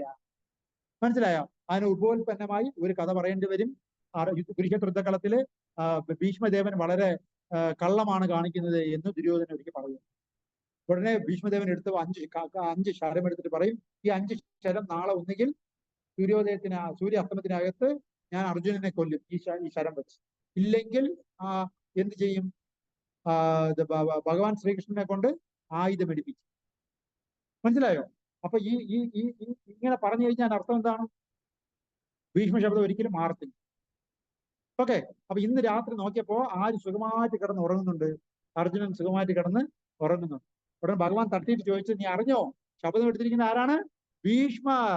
2 കാര്യമാണ് പറഞ്ഞിരിക്കുന്നത്. ഒന്നുകിൽ സൂര്യ അസ്തമത്തിനകത്ത് ഞാൻ അർജുനനെ കൊല്ലും, അല്ലെങ്കിൽ ഭഗവാൻ ശ്രീകൃഷ്ണനെ കൊണ്ട് ആയുധം എടുപ്പിക്കും. ഇവിടെ ഭഗവാൻ ശ്രീകൃഷ്ണൻ പറയാണ്, ഞാൻ ആയുധം എടുക്കൂല എന്ന് ഞാൻ ശബ്ദം ചെയ്തിട്ടുണ്ട്. അപ്പൊ എനിക്ക് എടുക്കാൻ പറ്റൂല. പകരം മറ്റൊരു ഓപ്ഷൻ എന്തേ ഉള്ളൂ? നീ മരണപ്പെടും. അത് ഭീഷ്മനാണ് പറഞ്ഞത്. അപ്പൊ അത് സംഭവിക്കുക തന്നെ ചെയ്യും. ഇവിടെ അർജുനൻ വീണ്ടും കിടന്ന് ഉറങ്ങുകയാണ്. അപ്പൊ തട്ടിയിട്ട് എന്ത് ഇങ്ങനെ വീണ്ടും കിടന്ന് ഉറങ്ങുന്ന പേടിയില്ലേ ചോദിച്ചപ്പോൾ പറയാണ്, ഞാൻ ആരെ ശരണം പ്രാപിച്ചിരിക്കുന്നു? ഞാൻ അങ്ങേ ശരണം പ്രാപിച്ചിരിക്കുന്നു. അപ്പൊ ഞാൻ മരിക്കണോ ജീവിക്കണോ എന്ന് ആര് തീരുമാനിച്ചോളുക? അങ്ങ് തീരുമാനിച്ചോളുക, ഞാൻ ഉറങ്ങട്ടെ എന്ന് പറഞ്ഞ് തീരുമാനിച്ചു. ഇതാണ് ഒരു ഭക്തന്റെ ആറ്റിറ്റ്യൂഡ്. അപ്പൊ ഭഗവാൻ നിന്ന് തല പോവുകയാണ്, അയ്യോ എന്നെ ശരണം പ്രാപിച്ച ഭക്തനെ ഞാൻ ഒരിക്കലും വിട്ടുകൊടുക്കത്തില്ല. അപ്പൊ പിന്നെ എന്ത് ചെയ്യും? അപ്പൊ പിന്നെ ഈ ലോകത്തിൽ ആൾറെഡി കള്ളകൃഷ്ണ എന്ന് കേട്ടിട്ടുണ്ട് അല്ലെ? കള്ളകൃഷ്ണ എന്നല്ലേ എല്ലാവരും വിളിക്കുന്നത് അല്ലെ? വെണ്ണ കണ്ണ, കള്ളകൃഷ്ണ, വെണ്ണ അടിച്ചു മാറ്റുന്ന കൃഷ്ണ എന്ന് എന്തായാലും ചീത്ത പേര് കേട്ടിട്ടുണ്ട്. ഏത്? കള്ള എന്നുള്ള ചീത്ത പേര്. ഇനി അതിന്റെ കൂടെ ഇതും കൂടെ ഇരിക്കട്ടെ എന്ന് വിചാരിച്ചിട്ട് വാക്ക് മാറാൻ ആര് തീരുമാനിച്ചു? കൃഷ്ണ വാക്ക് മാറാൻ തീരുമാനിച്ചു. പിറ്റേ ദിവസം എന്ത് ചെയ്തു? ചക്രത്തിന്റെ രഥത്തിന്റെ ചക്രം എടുത്ത് ആരടിക്കാൻ പോയി? ഭീഷ്മനെ അടിക്കാൻ പോയി. അതോടുകൂടി ആര് ആയുധം എടുത്തു കഴിഞ്ഞു? ഭഗവാൻ ആയുധം എടുത്തു കഴിഞ്ഞു. ഉടനെ ആര് വില്ല് താഴെ വെച്ചു? ഭീഷ്മദേവൻ എന്ത് ചെയ്ത് റിലാക്സ് ആയി. കാരണം എന്ത്? ഭഗവാൻ ആയുധം എടുത്തുകളാം. ഏതെങ്കിലും ഒന്നും ചെയ്യുന്നല്ലേ പറഞ്ഞത്? അപ്പൊ സ്വന്തമായിട്ട് വ്യക്തിത്വം ഇല്ലാത്തവനായി മാറി ആര്? ഭഗവാൻ ശ്രീകൃഷ്ണൻ. വ്യക്തിത്വം ഉണ്ടാകുന്ന പറയുമ്പോൾ പറഞ്ഞ വാക്ക് പാലിക്കുക എന്നുള്ളതാണല്ലോ വ്യക്തിത്വത്തിന് മകളുടെ ഉദാഹരണം. അതുപോലും ആര് വേണ്ടെന്ന് വെച്ചു? ഭഗവാൻ ശ്രീകൃഷ്ണൻ വേണ്ടെന്ന് വെച്ചു. കാരണം ആർക്ക് വേണ്ടി? ആരാണോ ഭഗവാനെ ശരണം പ്രാപിക്കുന്നത് ആ ഭക്തന് വേണ്ടി. അപ്പൊ ധർമ്മം സ്ഥാപിക്കാൻ അതാണ്. അതായത് ഭഗവാൻ ശ്രീകൃഷ്ണൻ സ്വന്തം വ്യക്തിത്വം നശിപ്പിച്ചും ഭക്തനെ സംരക്ഷിക്കുമെന്ന് ആർക്കറിയാം? ഭക്തനറിയാം. അതുകൊണ്ട് അങ്ങനെയുള്ള ഭഗവാനെ നമുക്ക് എന്തുകൊണ്ട് ശരണം പ്രാപിച്ചു? എങ്കിൽ അർജുനനെ പോലെ എന്തു യുദ്ധത്തിന്റെ ഇടയിലും സുഖമായിട്ട് കിടന്ന് നമുക്ക് ഉറങ്ങാം. നമ്മുടെ ഈ ഭൗതിക ലോകത്ത് തലയ്ക്ക് മേലെ പ്രശ്നങ്ങളാണ്, ഒരുപാട് ടെൻഷനുണ്ട്, ഉറങ്ങാൻ പറ്റാത്ത പ്രശ്നങ്ങളുണ്ട്. പക്ഷെ ആരാണോ ഭഗവാനെ ശരണം പ്രാപിക്കുന്നത് അവർക്ക് സ്വസ്ഥമായിട്ട് കിടന്ന് ഉറങ്ങാം. കാരണം അവർക്കറിയാം, ഞാൻ ഭഗവാനെ ശരണം പ്രാപിച്ചിട്ടുണ്ട്, എന്നെ സംരക്ഷിക്കേണ്ട ഉത്തരവാദിത്വം ഭഗവാനാണ്, അദ്ദേഹം വേണ്ട വിധം എല്ലാ സമയത്തും കാര്യങ്ങൾ ചെയ്തുകൊള്ളും. ഇപ്പൊ നമുക്ക് ഉറങ്ങേണ്ട ടൈമാണ്, നമുക്ക് ഉറങ്ങാം. ഹരേ കൃഷ്ണ. അതുകൊണ്ട് നന്നായി ഉറങ്ങണമെങ്കിൽ നിങ്ങൾ ആകെ ചെയ്യേണ്ട ഒരേ ഒരു കാര്യം, ഭഗവാൻ ശ്രീകൃഷ്ണനെ ശരണം പ്രാപിക്കുക. എങ്ങനെ ശരണം പ്രാപിക്കും? ഹരേ കൃഷ്ണ കൃഷ്ണ കൃഷ്ണ ഹരേ ഹരേ, ഹരേ രാമ ഹരേ രാമ രാമ രാമ ഹരേ ഹരേ എന്ന് മാല എടുത്തു വെച്ച് ജപിക്കുക. ഒരു മാലയിൽ നിങ്ങൾ തുടങ്ങുക. നമ്മളൊക്കെ 16 മാല ഡെയിലി ജപിക്കും. നിങ്ങൾ ഒരു മാലയെങ്കിലും ഡെയിലി ജപിച്ചിട്ട് എപ്പ വേണം ജപിക്കാം. നമ്മളൊക്കെ രാവിലെ ജപിക്കും. അതായത് ഒരു മാലയ്ക്ക് 8 മിനിറ്റ്. 16 മാല ഒറ്റ അങ്ങനെ ജപിക്കണം നിർബന്ധം. ഒരു മാലയ്ക്ക് 8 മിനിറ്റ്. നിങ്ങളൊരു 4 മാല ജപിക്കുക. കുറെ കഴിഞ്ഞ് വീണ്ടും ഒരു 4 മാല, വീണ്ടും 4 മാല, വീണ്ടും 4 സ്റ്റെപ്പ് ആകുമ്പോൾ 16 തീർന്നു. അല്ല മിക്കവാറൊക്കെ രാവിലെ തന്നെ തീരും. നമ്മളൊരു രാവിലെ വെച്ച് ജപമാല എടുത്ത് അങ്ങ് ജപം തുടങ്ങും. ജപം തുടങ്ങുമ്പോൾ ഒരു 8 മുതൽ 12 മാല സുഖമായി തീരും. പിന്നെ ഒരു 4 മാല ചിലപ്പോൾ നമുക്ക് പിന്നെ ജപിക്കേണ്ടി വരും. അത്രയും ഒട്ടുമുക്കാലും രാവിലെ തന്നെ 16 മാല ജപിച്ച ആ ദിവസം ഭയങ്കര എനർജിയാണ്. രാവിലെ ജയിച്ച് ജപം കംപ്ലീറ്റ് ആയി കഴിഞ്ഞാൽ നമുക്ക് എന്തോ ഒരു വീര സാഹസ കൃത്യം ചെയ്ത സന്തോഷമാണ്. ഒരു മാല ചെയ്താൽ തന്നെ അതിന് സാറ്റിസ്ഫാക്ഷൻ നിങ്ങൾക്ക് അറിയാം, ചെയ്തവർക്ക് അറിയാം, ഇത് സന്തോഷമാണ്. 16 മാല ഞങ്ങളുടെ ഗുരു ശ്രീല പ്രഭുപാദർ പറഞ്ഞിട്ടുണ്ട്, 16 മാല ഡെയിലി ജപിക്കണം. അങ്ങനെ 16 മാല ജപിച്ച് രാവിലെ തന്നെ ഒരു ദിവസം സ്റ്റാർട്ട് ചെയ്യാൻ പറ്റിയാൽ വലിയ കാര്യമാണ്. ഓ അതെ. ഞാൻ രാവിലെ ഞങ്ങളുടെ ക്ഷേത്രമുണ്ട്, അവിടെ പോകും. 4:30 അവിടെ മംഗളാരതി എന്ന് പറഞ്ഞൊരു പരിപാടി. അപ്പൊ അവിടെ പോകുന്നത് പള്ളിച്ചലല്ല, കരമനയിലുണ്ട്, പള്ളിച്ചലുണ്ട്, എല്ലായിടത്തും ഉണ്ട്. അപ്പൊ ഞാൻ കരമനയിലാണ് റെഗുലറായിട്ട് പോകുന്നത്. ഇപ്പൊ രാവിലെ 4:30 അവിടെ പോകും. പോയി 5 മണി വരെ അവിടെ പാട്ടൊക്കെ ഉണ്ട്, ഭഗവാൻ ആരതി പാട്ട്. ഒരു 5-5:15 ആകുമ്പോൾ നമ്മളിരുന്ന് ജപം തുടങ്ങും. തളിയെടുത്തു ഉണ്ട്. വരൂ, നിങ്ങളൊരു ദിവസം വരൂ. അപ്പൊ ഈ ദിവസം ഞാൻ പോയിട്ടൊക്കെ ഉണ്ട്, വല്ലപ്പോഴും പോവാറുമുണ്ട്. നല്ല. അപ്പൊ ഞാൻ പറയുന്നത് നമ്മുടെ പേഴ്സണൽ ലൈഫില് ഭഗവാന് സ്ഥാനം കൊടുക്കണമെങ്കിൽ നമ്മൾ ഇതേപോലെ മാല എടുത്ത് വെച്ച് ജീവിക്കണം. ഞാൻ ഭഗവാനെ സമർപ്പണം ചെയ്താണ് ജീവിക്കണേ എന്ന് പറയുന്നതിന്റെ തെളിവ് എന്തെന്ന് ചോദിച്ചാൽ നമ്മൾ നാമം ജപിക്കുന്നത്. അല്ലെങ്കിൽ ഞാനും വിശ്വാസിയാണ് എന്ന് പറഞ്ഞിട്ട് നമ്മൾ നമ്മുടെ ജോലി നോക്കും. അതിലെന്ത് വിശ്വാസമാണുള്ളത്? വിശ്വാസം എന്ത് ചെയ്യണം? നാമം ജപിക്കും. അല്ല ഞാനും വിശ്വസിച്ച് ഭഗവാന്റെ സമർപ്പണം ചെയ്താണ് ഞാൻ ജീവിക്കുന്നത്. സമർപ്പണം ചെയ്യാൻ ഒരു പ്രോസസ് ഉണ്ട്. എനിക്ക് മക്കളെ ഭയങ്കര ഇഷ്ടമാണ് എന്ന് 10 പ്രാവശ്യം പറഞ്ഞാൽ പോരാ, മക്കൾക്ക് വേണ്ടി കുറച്ച് സമയം ചെലവാകും. എന്നതുപോലെ ഭഗവാനിൽ നമ്മൾ സമർപ്പണം ചെയ്തിട്ടുണ്ടെങ്കിൽ യുഗധർമ്മം അനുഷ്ഠിക്കണം. എന്താണ് യുഗധർമ്മം? സത്യയുഗത്തിൽ യജ്ഞങ്ങളായിരുന്നു യുഗധർമ്മം. ത്രേതായുഗത്തില് സത്യയുഗത്തില് വിഷ്ണു ധ്യാനമായിരുന്നു. ത്രേതായുഗത്തിൽ യജ്ഞമായിരുന്നു. ദ്വാപര യുഗത്തിൽ ക്ഷേത്ര ആരാധന, വിഗ്രഹാരാധന ആയിരുന്നു. കലിയുഗത്തിൽ ഹരിനാമ ജപമാണ് യുഗധർമ്മമായിട്ട് പറഞ്ഞിരിക്കുന്നത്. എവിടെയാണ് പറഞ്ഞിരിക്കുന്നത്? ശ്രീമദ് ഭാഗവതം 12-ാമത്തെ കാൻഡോ 3-ാം അധ്യായം 52-53 ശ്ലോകത്തിലാണ് ഇത് പറഞ്ഞത്. ഹൃദായദായുധോ വിഷ്ണു ത്രേതായാം യജന്തോമവൈ ദോപാര പരിചര്യായാം കലോ തത് ഹരികീർത്തന. ഹൃദായുഗത്തിൽ വിഷ്ണുദാനം കിട്ടുമ്പോൾ കിട്ടിയിരുന്ന അതേ ഫലം ത്രേതായുഗത്തിൽ യജ്ഞങ്ങൾ ചെയ്യുമ്പോഴാണ് കിട്ടിയിരുന്നതെങ്കിൽ, ദോപാര യുഗത്തിൽ ക്ഷേത്രാരാധന വിഗ്രഹ പരിചരണം കൊണ്ടാണ് കിട്ടിയിരുന്നെങ്കിൽ, കലിയിൽ തത് അതേ ഫലം ഹരികീർത്തന, ഹരിയുടെ കീർത്തനം നാമജപം കൊണ്ടാണ് കിട്ടുന്നത് എന്ന് ഇവിടെ പറയുന്നുണ്ട്, ഭാഗവതി പറയുന്നുണ്ട്. അപ്പൊ ഭഗവാനെ ശരണം പ്രാപിക്കാൻ ഞാൻ ശരണം പ്രാപിക്കുന്നു എന്ന് പറഞ്ഞാൽ ശരണം പ്രാപിക്കോ? അങ്ങനെ പറ്റോ? ഫാനിന്റെ സ്വിച്ച് ഇടുക, ഞാൻ ഫാനിന്റെ സ്വിച്ച് ഇട്ടിരിക്കുന്നു, ഇട്ടോ? ഫാനിന്റെ സ്വിച്ച് ഇടുക, ഞാൻ ഫാനിന്റെ സ്വിച്ച് ഇട്ടിരിക്കുന്നു എന്ന് പറഞ്ഞാ ഇട്ടില്ലല്ലോ. അപ്പൊ കറങ്ങൂലല്ലോ. ഇട്ടാലല്ലേ കറങ്ങുള്ളൂ. എന്നതുപോലെ ഭഗവാനെ ശരണം പ്രാപിക്കണമെങ്കിൽ സത്യയുഗത്തിന്റെ പ്രോസസ്സ് വിഷ്ണു ധ്യാനമാണ് ശരണം പ്രാപിക്കാനുള്ള പ്രോസസ്സായിട്ട് പറഞ്ഞു. അതേ പരിപാടി ത്രേതായുഗത്തിൽ ഭഗവാനെ ശരണം പ്രാപിക്കാൻ വേണ്ടി പറഞ്ഞിരിക്കുന്ന പ്രോസസ് എന്ന് പറയുന്നത് യജ്ഞങ്ങളായിരുന്നു. ദ്വാപര യുഗത്തിൽ ഭഗവാനെ ശരണം പ്രാപിക്കാൻ വേണ്ടി പറഞ്ഞിരിക്കുന്ന പ്രോസസ് എന്ന് പറയുന്നത് ക്ഷേത്രാരാധന, വിഗ്രഹാരാധനയാണ്. മുസ്ലിങ്ങൾ, ക്രിസ്ത്യാനികൾ പറയുന്നത് സത്യമാണ്. വിഗ്രഹാരാധന ചെയ്യേണ്ട കാലമല്ല കലിയുഗം. സത്യമാണ്. ക്ഷേത്രാരാധന ചെയ്യരുത്, വിഗ്രഹാരാധന ചെയ്യരുത്. കലിയുഗത്തിൽ അതൊന്നും പറഞ്ഞിട്ടില്ല. കലിയുഗത്തിൽ ആകെ പറഞ്ഞിരിക്കുന്നത് നാമജപമാണ്. അതാണ് അവർ സങ്കീർത്തനം ചെയ്യുന്നത്. അതാണ് അവര് മൈക്ക് കെട്ടി ഭഗവാന്റെ നാമം ഉച്ചത്തിൽ വിളിച്ച് പറയുന്നത്. കാരണം കലിയുഗത്തിൽ പറഞ്ഞിട്ടുള്ള പ്രോസസ്സ് സങ്കീർത്തനമാണ്. കൊണ്ട് ഭഗവാന്റെ നാമത്തിനെ പറയുകയാണ് കലിയുഗത്തിലെ പ്രോസസ്സ്. അവരാണ് അവർ ചെയ്യുന്നു. നമ്മളും ചെയ്യണം. നമ്മളെ കണ്ടാണ് അവർ പഠിച്ചത്. നമ്മൾ പക്ഷെ അതൊക്കെ പച്ച മതിയായി. അതാ. അപ്പൊ നമ്മൾ ചെയ്യേണ്ടത് നാമജപം. ഏതെങ്കിലും കൊക്കക്കോല അതല്ല നാമജപം. നാമജപം ശാസ്ത്രത്തിൽ പറഞ്ഞിട്ടുണ്ട് എന്ത് നാമമാണ്, അത് എങ്ങനെയാണ് ജപിക്കേണ്ടത് എന്ന് പറഞ്ഞിട്ടുണ്ട്. എന്താണ്? ഹരേർ നാമ ഇവ കേവലം. ഹരിയുടെ തിരുനാമം മാത്രമേ ഉള്ളൂ. കേവലം അത് മാത്രമേ ഉള്ളൂ.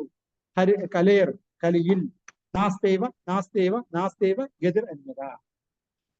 ഇതല്ലാതെ മറ്റൊരു ഗതിയുമില്ല, മറ്റൊരു ഗതിയുമില്ല, മറ്റൊരു ഗതിയും അന്യമായില്ല. അപ്പൊ എന്താണ്? ഹരിനാമം മാത്രമേ ഉള്ളൂ കലിയുഗത്തിലുള്ളൂ എന്ന് ബൃഹത് നാരദീയ പുരാണത്തിൽ പറയുന്നു. എന്നാൽ ഹരിനാമം തന്നെ പലവിധമുണ്ടല്ലോ.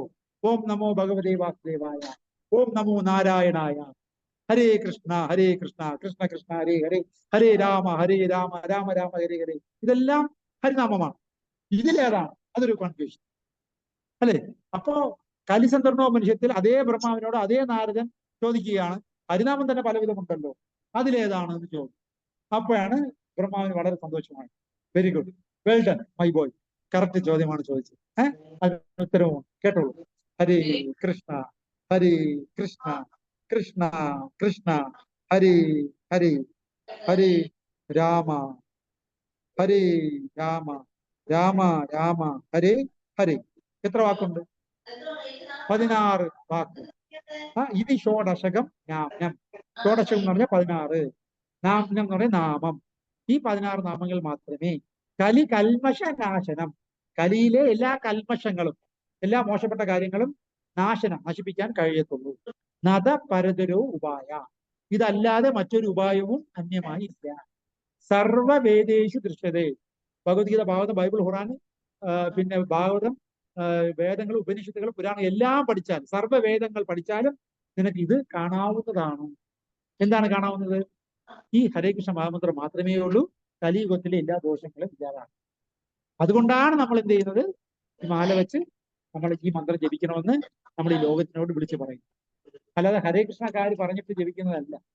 ഇതാണ് ശാസ്ത്രത്തിൽ പറഞ്ഞിരിക്കുന്നത്. ശാസ്ത്രത്തിൽ പറഞ്ഞ കാര്യങ്ങളാണ് ഹരേ കൃഷ്ണ .org ലോകത്തിനോട് ചെയ്യാൻ പറയുന്നത്. മനസ്സിലായോ? അപ്പൊ നമുക്ക് ഗുരുവുണ്ട്, നമ്മുടെ ഗുരുതാണ് ശ്രീല പ്രഭുപാദ. നമുക്ക് ഗുരു പരമ്പരയുണ്ട്. കാരണം ഇദ്ദേഹം വരുന്നത് വെറുതെ അദ്ദേഹം ഒരു സുപ്രഭാതി ഗുരു ആയതല്ല. അദ്ദേഹത്തിന്റെ ഗുരുവുണ്ട്, അദ്ദേഹത്തിന് ഗുരുവുണ്ട്. അങ്ങനെ ആ ഗുരുശിഷ്യ പരമ്പര കൃഷ്ണനിൽ ചെന്ന് അവസാനിക്കും. പറയട്ടെ, ഒരു മിനിറ്റ്. ഇതാന്ന് വെച്ചാൽ ശ്രീല പ്രഭുപാദർ, അദ്ദേഹത്തിന്റെ ഗുരു എന്ന് പറഞ്ഞ് ചാർട്ടുണ്ട്. അത് കൃഷ്ണനിൽ ചെന്ന് അവസാനിക്കും. ഇതാണ് ബ്രഹ്മ മധ്യ ഗൗഡീയ വൈഷ്ണവ സമ്പ്രദായം. ഇതിനെയാണ് സാധു എന്ന് പറയുന്നത്. ഗുരു പരമ്പര എന്ന് പറയുന്നത് ഇതാണ്. അപ്പൊ നമ്മുടെ ഗുരു പറയുന്നു, ഗുരു പരമ്പര ഇതേ കാര്യമാണ് പറയുന്നത്. എന്നാൽ ഇവർ പറയുന്നത് സ്വന്തം കഴിഞ്ഞിട്ടല്ല പറയുന്നത്. എവിടെ നിന്നാണ്? കലിസന്ദർഭോപനിഷത്തിൽ കലിയുഗത്തിൽ ജപിക്കാൻ ഈ മന്ത്രം പറഞ്ഞിട്ടുണ്ട് എന്ന് ആ ശ്ലോകം കോട്ട് ചെയ്താണ് നമ്മൾ പറയുന്നത്, അല്ലെ? അപ്പൊ ഇവിടെ ഗുരുവുണ്ട്, ഗുരു പരമ്പരയുണ്ട്, ശാസ്ത്രവുമുണ്ട്. അതുകൊണ്ട് നമുക്ക് ധൈര്യമായിട്ട് ഇതിനെ ഫോളോ ചെയ്യാം. പക്ഷെ പല സ്ഥലങ്ങളിൽ എന്തില്ല? ഗുരുവേ ഉള്ളൂ, ഗുരു പരമ്പരയും. അവരൊരിക്കലും ശാസ്ത്രം കോട്ട് ചെയ്ത് പറയത്തുമില്ല. അതുകൊണ്ട് അതിനകത്ത് സ്പിരിച്വാലിറ്റി ആണെന്ന് പറയുമെങ്കിലും സ്പിരിച്വാലിറ്റി. എന്നാ ഹരേ കൃഷ്ണ പ്രസ്ഥാനം നമ്മൾ ഇഷ്ടപ്പെടാൻ കാരണം അവിടെ ഗുരുവുണ്ട്, ഗുരു പരമ്പരയുണ്ട്, ശാസ്ത്രവും. കലിയുഗത്തിൽ ശരിയെയും തെറ്റിനെ എങ്ങനെ വേർതിരിച്ച് അറിയാമെന്ന് ചോദിച്ചാൽ അതിന് ഉത്തരം എന്താണ്? എവിടെയാണോ ഗുരു സാധു ശാസ്ത്രമുള്ളത് അവിടെ എല്ലാ സത്യവും. എന്നാൽ എവിടെയാണോ ഗുരു സാധു ശാസ്ത്രത്തിന്റെ സപ്പോർട്ട് ഇല്ലാതെ ഏതെങ്കിലും ഒന്നിന്റെ രണ്ടിന്റെ സപ്പോർട്ട് ഉള്ളത് അത് കള്ളനാണയമാണ്. അപ്പൊ ഹരേ കൃഷ്ണ പ്രസ്ഥാനത്തിൽ നമ്മൾ ഇത്രയും ആക്റ്റീവ് ആവാൻ കാരണം ഇവിടെ ഗുരു സാധു ശാസ്ത്രമുണ്ട്. അതുകൊണ്ട് നിങ്ങളെല്ലാം ജപിക്കുമല്ലോ. എങ്ങനെയാണ് പറയൂ? ഹരേ കൃഷ്ണ കൃഷ്ണ കൃഷ്ണ ഹരേ ഹരേ, ഹരേ രാമ രാമ രാമ ഹരേ ഹരേ. എല്ലാ സൗഭാഗ്യം പോകുന്നത് അനുഗ്രഹിക്കട്ടെ. വന്നുചേരുന്ന എല്ലാ ഭക്തജനങ്ങൾക്കും ആത്മാർത്ഥമായി നന്ദി പറയുന്നു. സന്തോഷം. എന്തെങ്കിലും ഡൗട്ട്സ് ഉണ്ടെങ്കിൽ നിങ്ങൾക്ക് ചോദിച്ചു. ഓൺലൈൻ ഡ്യൂട്ടീസ് ആരെങ്കിലും ഉണ്ടെങ്കിൽ ചോദിച്ചോളൂ. ഡൗട്ട് എന്തെങ്കിലും ചോദിച്ചോളൂ പ്ലീസ്.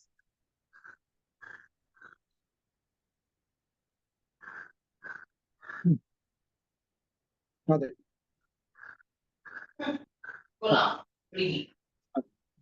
ചോദ്യം ഇതാണ്. ഒരു ഭക്തൻ ചോദിച്ചിട്ടുണ്ട്, നമ്മൾ ജപിക്കുന്ന മന്ത്രത്തില് നമ്മൾ ഇത്രയും കാലം ഹരേ രാമ രാമ രാമ ഹരേ ഹരേ, ഹരേ കൃഷ്ണ കൃഷ്ണ കൃഷ്ണ ഹരേ ഹരേ എന്നല്ലേ? ഇപ്പൊ സാർ ഇപ്പൊ പറയുന്നത് ഹരേ കൃഷ്ണ എന്ന് ആദ്യമായിട്ട് ജപിക്കണം എന്ന് പറയുന്നുണ്ടോ? അത് എന്തുകൊണ്ടെന്നാണ് ചോദ്യം. ഹരേ കൃഷ്ണ എന്നോ അല്ലെങ്കിൽ ഹരേ രാമോ എന്നോ ഈ ഹരേ കൃഷ്ണ മന്ത്രം ജപിക്കുക എന്നുള്ളതാണ് പ്രധാനം. ചില ആൾക്കാര് ഈ ചോദ്യം ചോദിക്കുന്നുണ്ടെങ്കിൽ അവരാരും ജപിക്കുന്നവരല്ല, അവര് കേട്ടിട്ടുണ്ട് എന്നുള്ളത് മാത്രം. ഞാൻ പറയുന്നത് നിങ്ങൾ പണ്ടേ ജപിക്കുകയാണെങ്കിൽ ഹരേ രാമ എന്നാണ് നിങ്ങൾ തുടങ്ങിയിട്ടുണ്ടെങ്കിൽ അത് കണ്ടിന്യൂ ചെയ്തോളൂ. പക്ഷെ മാല വെച്ച് ഡെയിലി എത്ര മാല? ഒരു മാലയെങ്കിലും മിനിമം ജപിക്കുക. നമ്മുടെ ഇസ്കോണിൽ നിന്ന് പറഞ്ഞിരിക്കുന്നത് 16 മാല ഡെയിലി ജപിക്കുന്നതാണ് നല്ലതെന്നാണ് പറഞ്ഞിരിക്കുന്നത്. ഇനി അഥവാ ഇങ്ങനൊരു മന്ത്രം റെഗുലറായിട്ട് ജപിക്കുന്ന ശീലക്കാരല്ല എങ്കിൽ ഹരേ കൃഷ്ണ എന്ന് തന്നെ തുടങ്ങിക്കോളൂ. ഹരേ കൃഷ്ണ കൃഷ്ണ കൃഷ്ണ ഹരേ ഹരേ, ഹരേ രാമ രാമ രാമ ഹരേ ഹരേ തുടങ്ങിക്കോളൂ. കാരണം എന്തെന്ന് ചോദിച്ചാൽ നമ്മുടെ ഗുരു പരമ്പര, ചൈതന്യ മഹാപ്രഭു മുതൽ താഴോട്ടുള്ള ഗുരു പരമ്പര ഹരേ കൃഷ്ണ എന്നാണ് തുടങ്ങിയിരിക്കുന്നത്. അപ്പൊ അവരെ നമ്മൾ പിൻപറ്റുന്നത് കൊണ്ട് ഹരേ കൃഷ്ണ എന്ന് തുടങ്ങുമ്പോൾ കൂടുതൽ ആനന്ദം കിട്ടുന്നുണ്ട് നമുക്ക്. കാരണം ഗുരുവിന്റെ അനുഗ്രഹം കൂടെ അതിനകത്ത് നമുക്ക് കിട്ടും. സ്വന്തമായിട്ട് ആരെങ്കിലും ഗുരു ഇല്ലാതെ നമ്മൾ നാമം ജപിച്ച് തുടങ്ങുന്നവർക്ക് ഗുരു ഉള്ളവർ ജപിക്കുന്നതിന്റെ ആനന്ദം കിട്ടത്തില്ല.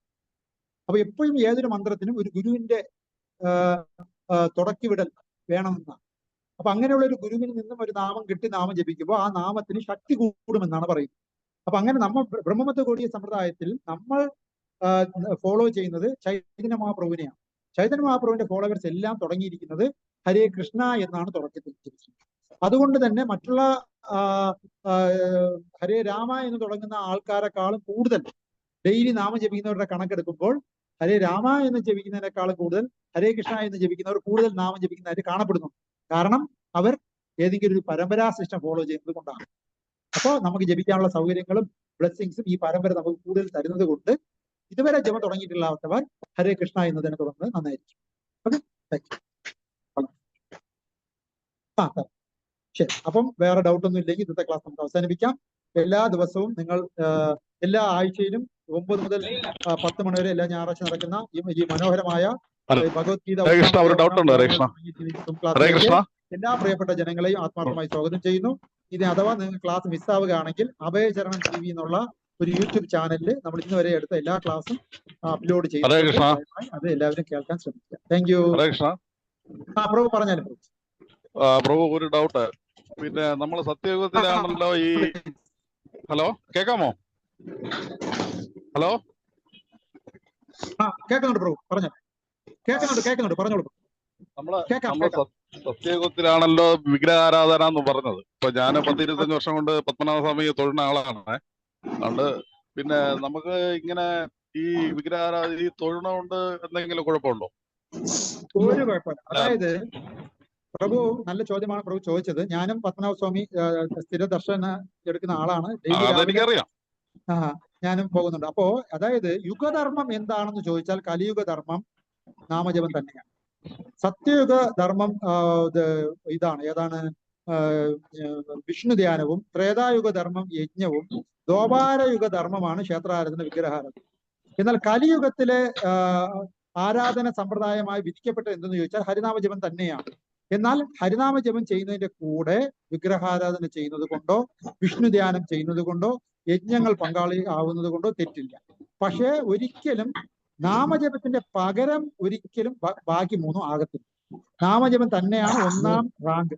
ബാക്കി ഉള്ളതിനൊക്കെ 2ാം റാങ്ക്, 3ാം റാങ്ക്, 4ാം റാങ്കേ ഉള്ളൂ. അപ്പൊ ഏറ്റവും പ്രാധാന്യം കൊടുക്കേണ്ടത് നാമജപത്തിന് തന്നെയാണ് എന്നാണ് അതിന്റെ വിവക്ഷ. പിന്നെ ഈ നാമജപത്തിന്റെ അറ്റ്മോസ്ഫിയർ സ്മൂത്തായി വരണമെങ്കിൽ അവിടെ സെന്ററിൽ ഭഗവാൻ ഉണ്ടായിരിക്കണം. അങ്ങനെ സെൻട്രലിൽ ഭഗവാനും ചുറ്റും നമ്മൾ നാമം ജപിക്കുന്ന ഒരു സിറ്റുവേഷൻ എല്ലാ ക്ഷേത്രത്തിലും ഡെവലപ്പ് ചെയ്യാനാണ് ക്ഷേത്ര ആരാധന ചെയ്യേണ്ടത് എന്ന് പറഞ്ഞു. അപ്പൊ ക്ഷേത്രത്തിൽ പോകുമ്പോൾ നാമം ജപിക്കാനുള്ള മാനസികാവസ്ഥ നമുക്ക് പെട്ടെന്ന് ഉണ്ടാവുന്നുള്ളത് കൊണ്ട് കലിയുഗത്തിലും ക്ഷേത്രാരാധന ആകാം. പക്ഷെ ക്ഷേത്ര ആരാധനയെക്കാളും പ്രാധാന്യം ഹരിനാമ സങ്കീർത്തനത്തിന് ആയിരിക്കണമെന്നേ ഉള്ളൂ. സാധാരണക്കാർക്ക് ഇങ്ങനെ നാമം ഒന്നും എന്റെ കാര്യമല്ല, സാധാരണക്കാർക്ക് നാമം ജപിക്കാത്ത ആൾക്കാർക്ക് അവര് ചെയ്യണമെന്ന് പറഞ്ഞാല് ഈ അമ്പലത്തിൽ പോയി തൊഴുക, ക്ഷേത്രങ്ങളിൽ പോയി തൊഴുക, ഇതാണ് ചെയ്യുന്നത്. അതാണ് ചോദിച്ചത്. അപ്പൊ ഈ ക്ഷേത്ര ആരാധന പാടില്ല എന്ന് പറയുന്നത്. പിന്നെ വേറൊരു കുറച്ച് ആൾക്കാരുണ്ട്. ക്ഷേത്രത്തിൽ എത്തിയവർക്ക് അടുത്ത ലെവലിലേക്ക് പോകാൻ നാമജപം കൂടെ അവർ സ്റ്റാർട്ട് ചെയ്യേണ്ടിയിരിക്കുന്നു എന്നാണ്. ക്ഷേത്രത്തിൽ വന്നവർക്ക് നാമജപത്തിന്റെ മഹിമ മനസ്സിലാക്കാൻ പറ്റും. ക്ഷേത്രത്തിൽ പോയാലല്ലേ അവർക്ക് അതിനുള്ള ഈ ഇത് കിട്ടുള്ളൂ. ക്ഷേത്രത്തിൽ വരിക എന്നുള്ളത് സാധാരണക്കാരുടെ കാര്യമാണ് ഞാൻ ആണ് പ്രഭു. ക്ഷേത്രത്തിൽ വരിക എന്നുള്ളത് ആദ്യത്തെ സ്റ്റെപ്പും നാമജപത്തിലേക്ക് വരിക എന്നുള്ളത് പ്രൊമോഷനുമാണ്. അപ്പോൾ ആദ്യം നമ്മൾ ക്ഷേത്രത്തിൽ വരുമ്പോൾ ഇതിനെക്കുറിച്ച് ബേസിക് ആയിട്ട് മനസ്സിലാക്കി അടുത്ത ലെവലിലേക്ക് നമ്മൾ ഉയരുക എന്നുള്ളതാണ് നാമജപം സ്റ്റാർട്ട് ചെയ്യുക എന്നുള്ളത്. ക്ഷേത്രത്തിൽ വരാത്തവർക്ക് നാമജപ മഹിമ മനസ്സിലാവാത്തത് കൊണ്ട് അവർ നാമജപത്തിനും വരില്ല, ക്ഷേത്രത്തിൽ വരും. അപ്പൊ ക്ഷേത്രത്തിൽ വരികയും അതിന്റെ അടുത്ത സ്റ്റെപ്പിൽ നാമജപം ചെയ്യുകയും എല്ലാവരും ചെയ്യാനുള്ള ഭാഗ്യം എല്ലാവർക്കും കിട്ടട്ടെ. Okay Prabhu, thank you പ്രഭുജി. പ്രഭുവിന്റെ പേരെന്താ? സിജു കരമന. സിജു പ്രഭു. ഓക്കെ, നമ്മുടെ ആശ്രമത്തിൽ വരൂ പ്രഭു. തളിയിലും പള്ളിച്ചിലൊക്കെ നമ്മുടെ പ്രോഗ്രാംസ് ഉണ്ട്. ദയവായി വന്നാലും പ്രഭു. ഓക്കെ, ഞങ്ങളുടെ വാട്സപ്പ് ഗ്രൂപ്പിലെ പ്രഭു ഉണ്ടോ? വാട്സപ്പ് ഗ്രൂപ്പുകളിലുണ്ടോ? ഓക്കെ, ഏത് ഗ്രൂപ്പിലാ ഉള്ളത്? അതറിയില്ല, ഞാൻ പേര് നോക്കിയിട്ട് പറയാം. അതിൽ നിന്നാണല്ലോ ദയവായി പേഴ്സണൽ മെസ്സേജ് ഇടൂ പ്രഭു, നമുക്കൊരു കോണ്ടാക്ട് വെക്കാം. ഓക്കെ, പേഴ്സണൽ മെസ്സേജ് ഇടൂ. അല്ല, ഗ്രൂപ്പിൽ ആഡ് ചെയ്തിട്ടില്ല, പ്രഭു ആഡ് ചെയ്തോണ്ടോ? ഞാൻ ആഡ് ചെയ്യാം. എന്റെ പ്രഭുവിന് വന്ന ലിങ്കില് എന്റെ പേരുണ്ട്, കഥാമൃത കൃഷ്ണദാസ്.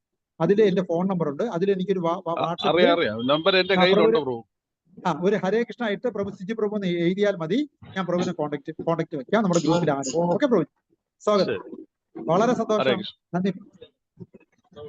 ഗ്രന്ഥരാജ് ശ്രീമദ് ഭാഗവതം ഭഗവത്ഗീത की जय, श्रीला प्रभुपाद की जय, श्रील गुरुदेव की जय, गौर प्रेमानंदे। Thank you, thank you, thank you. Hare Krishna, Hare Krishna Prabhu ji. Welcome, welcome.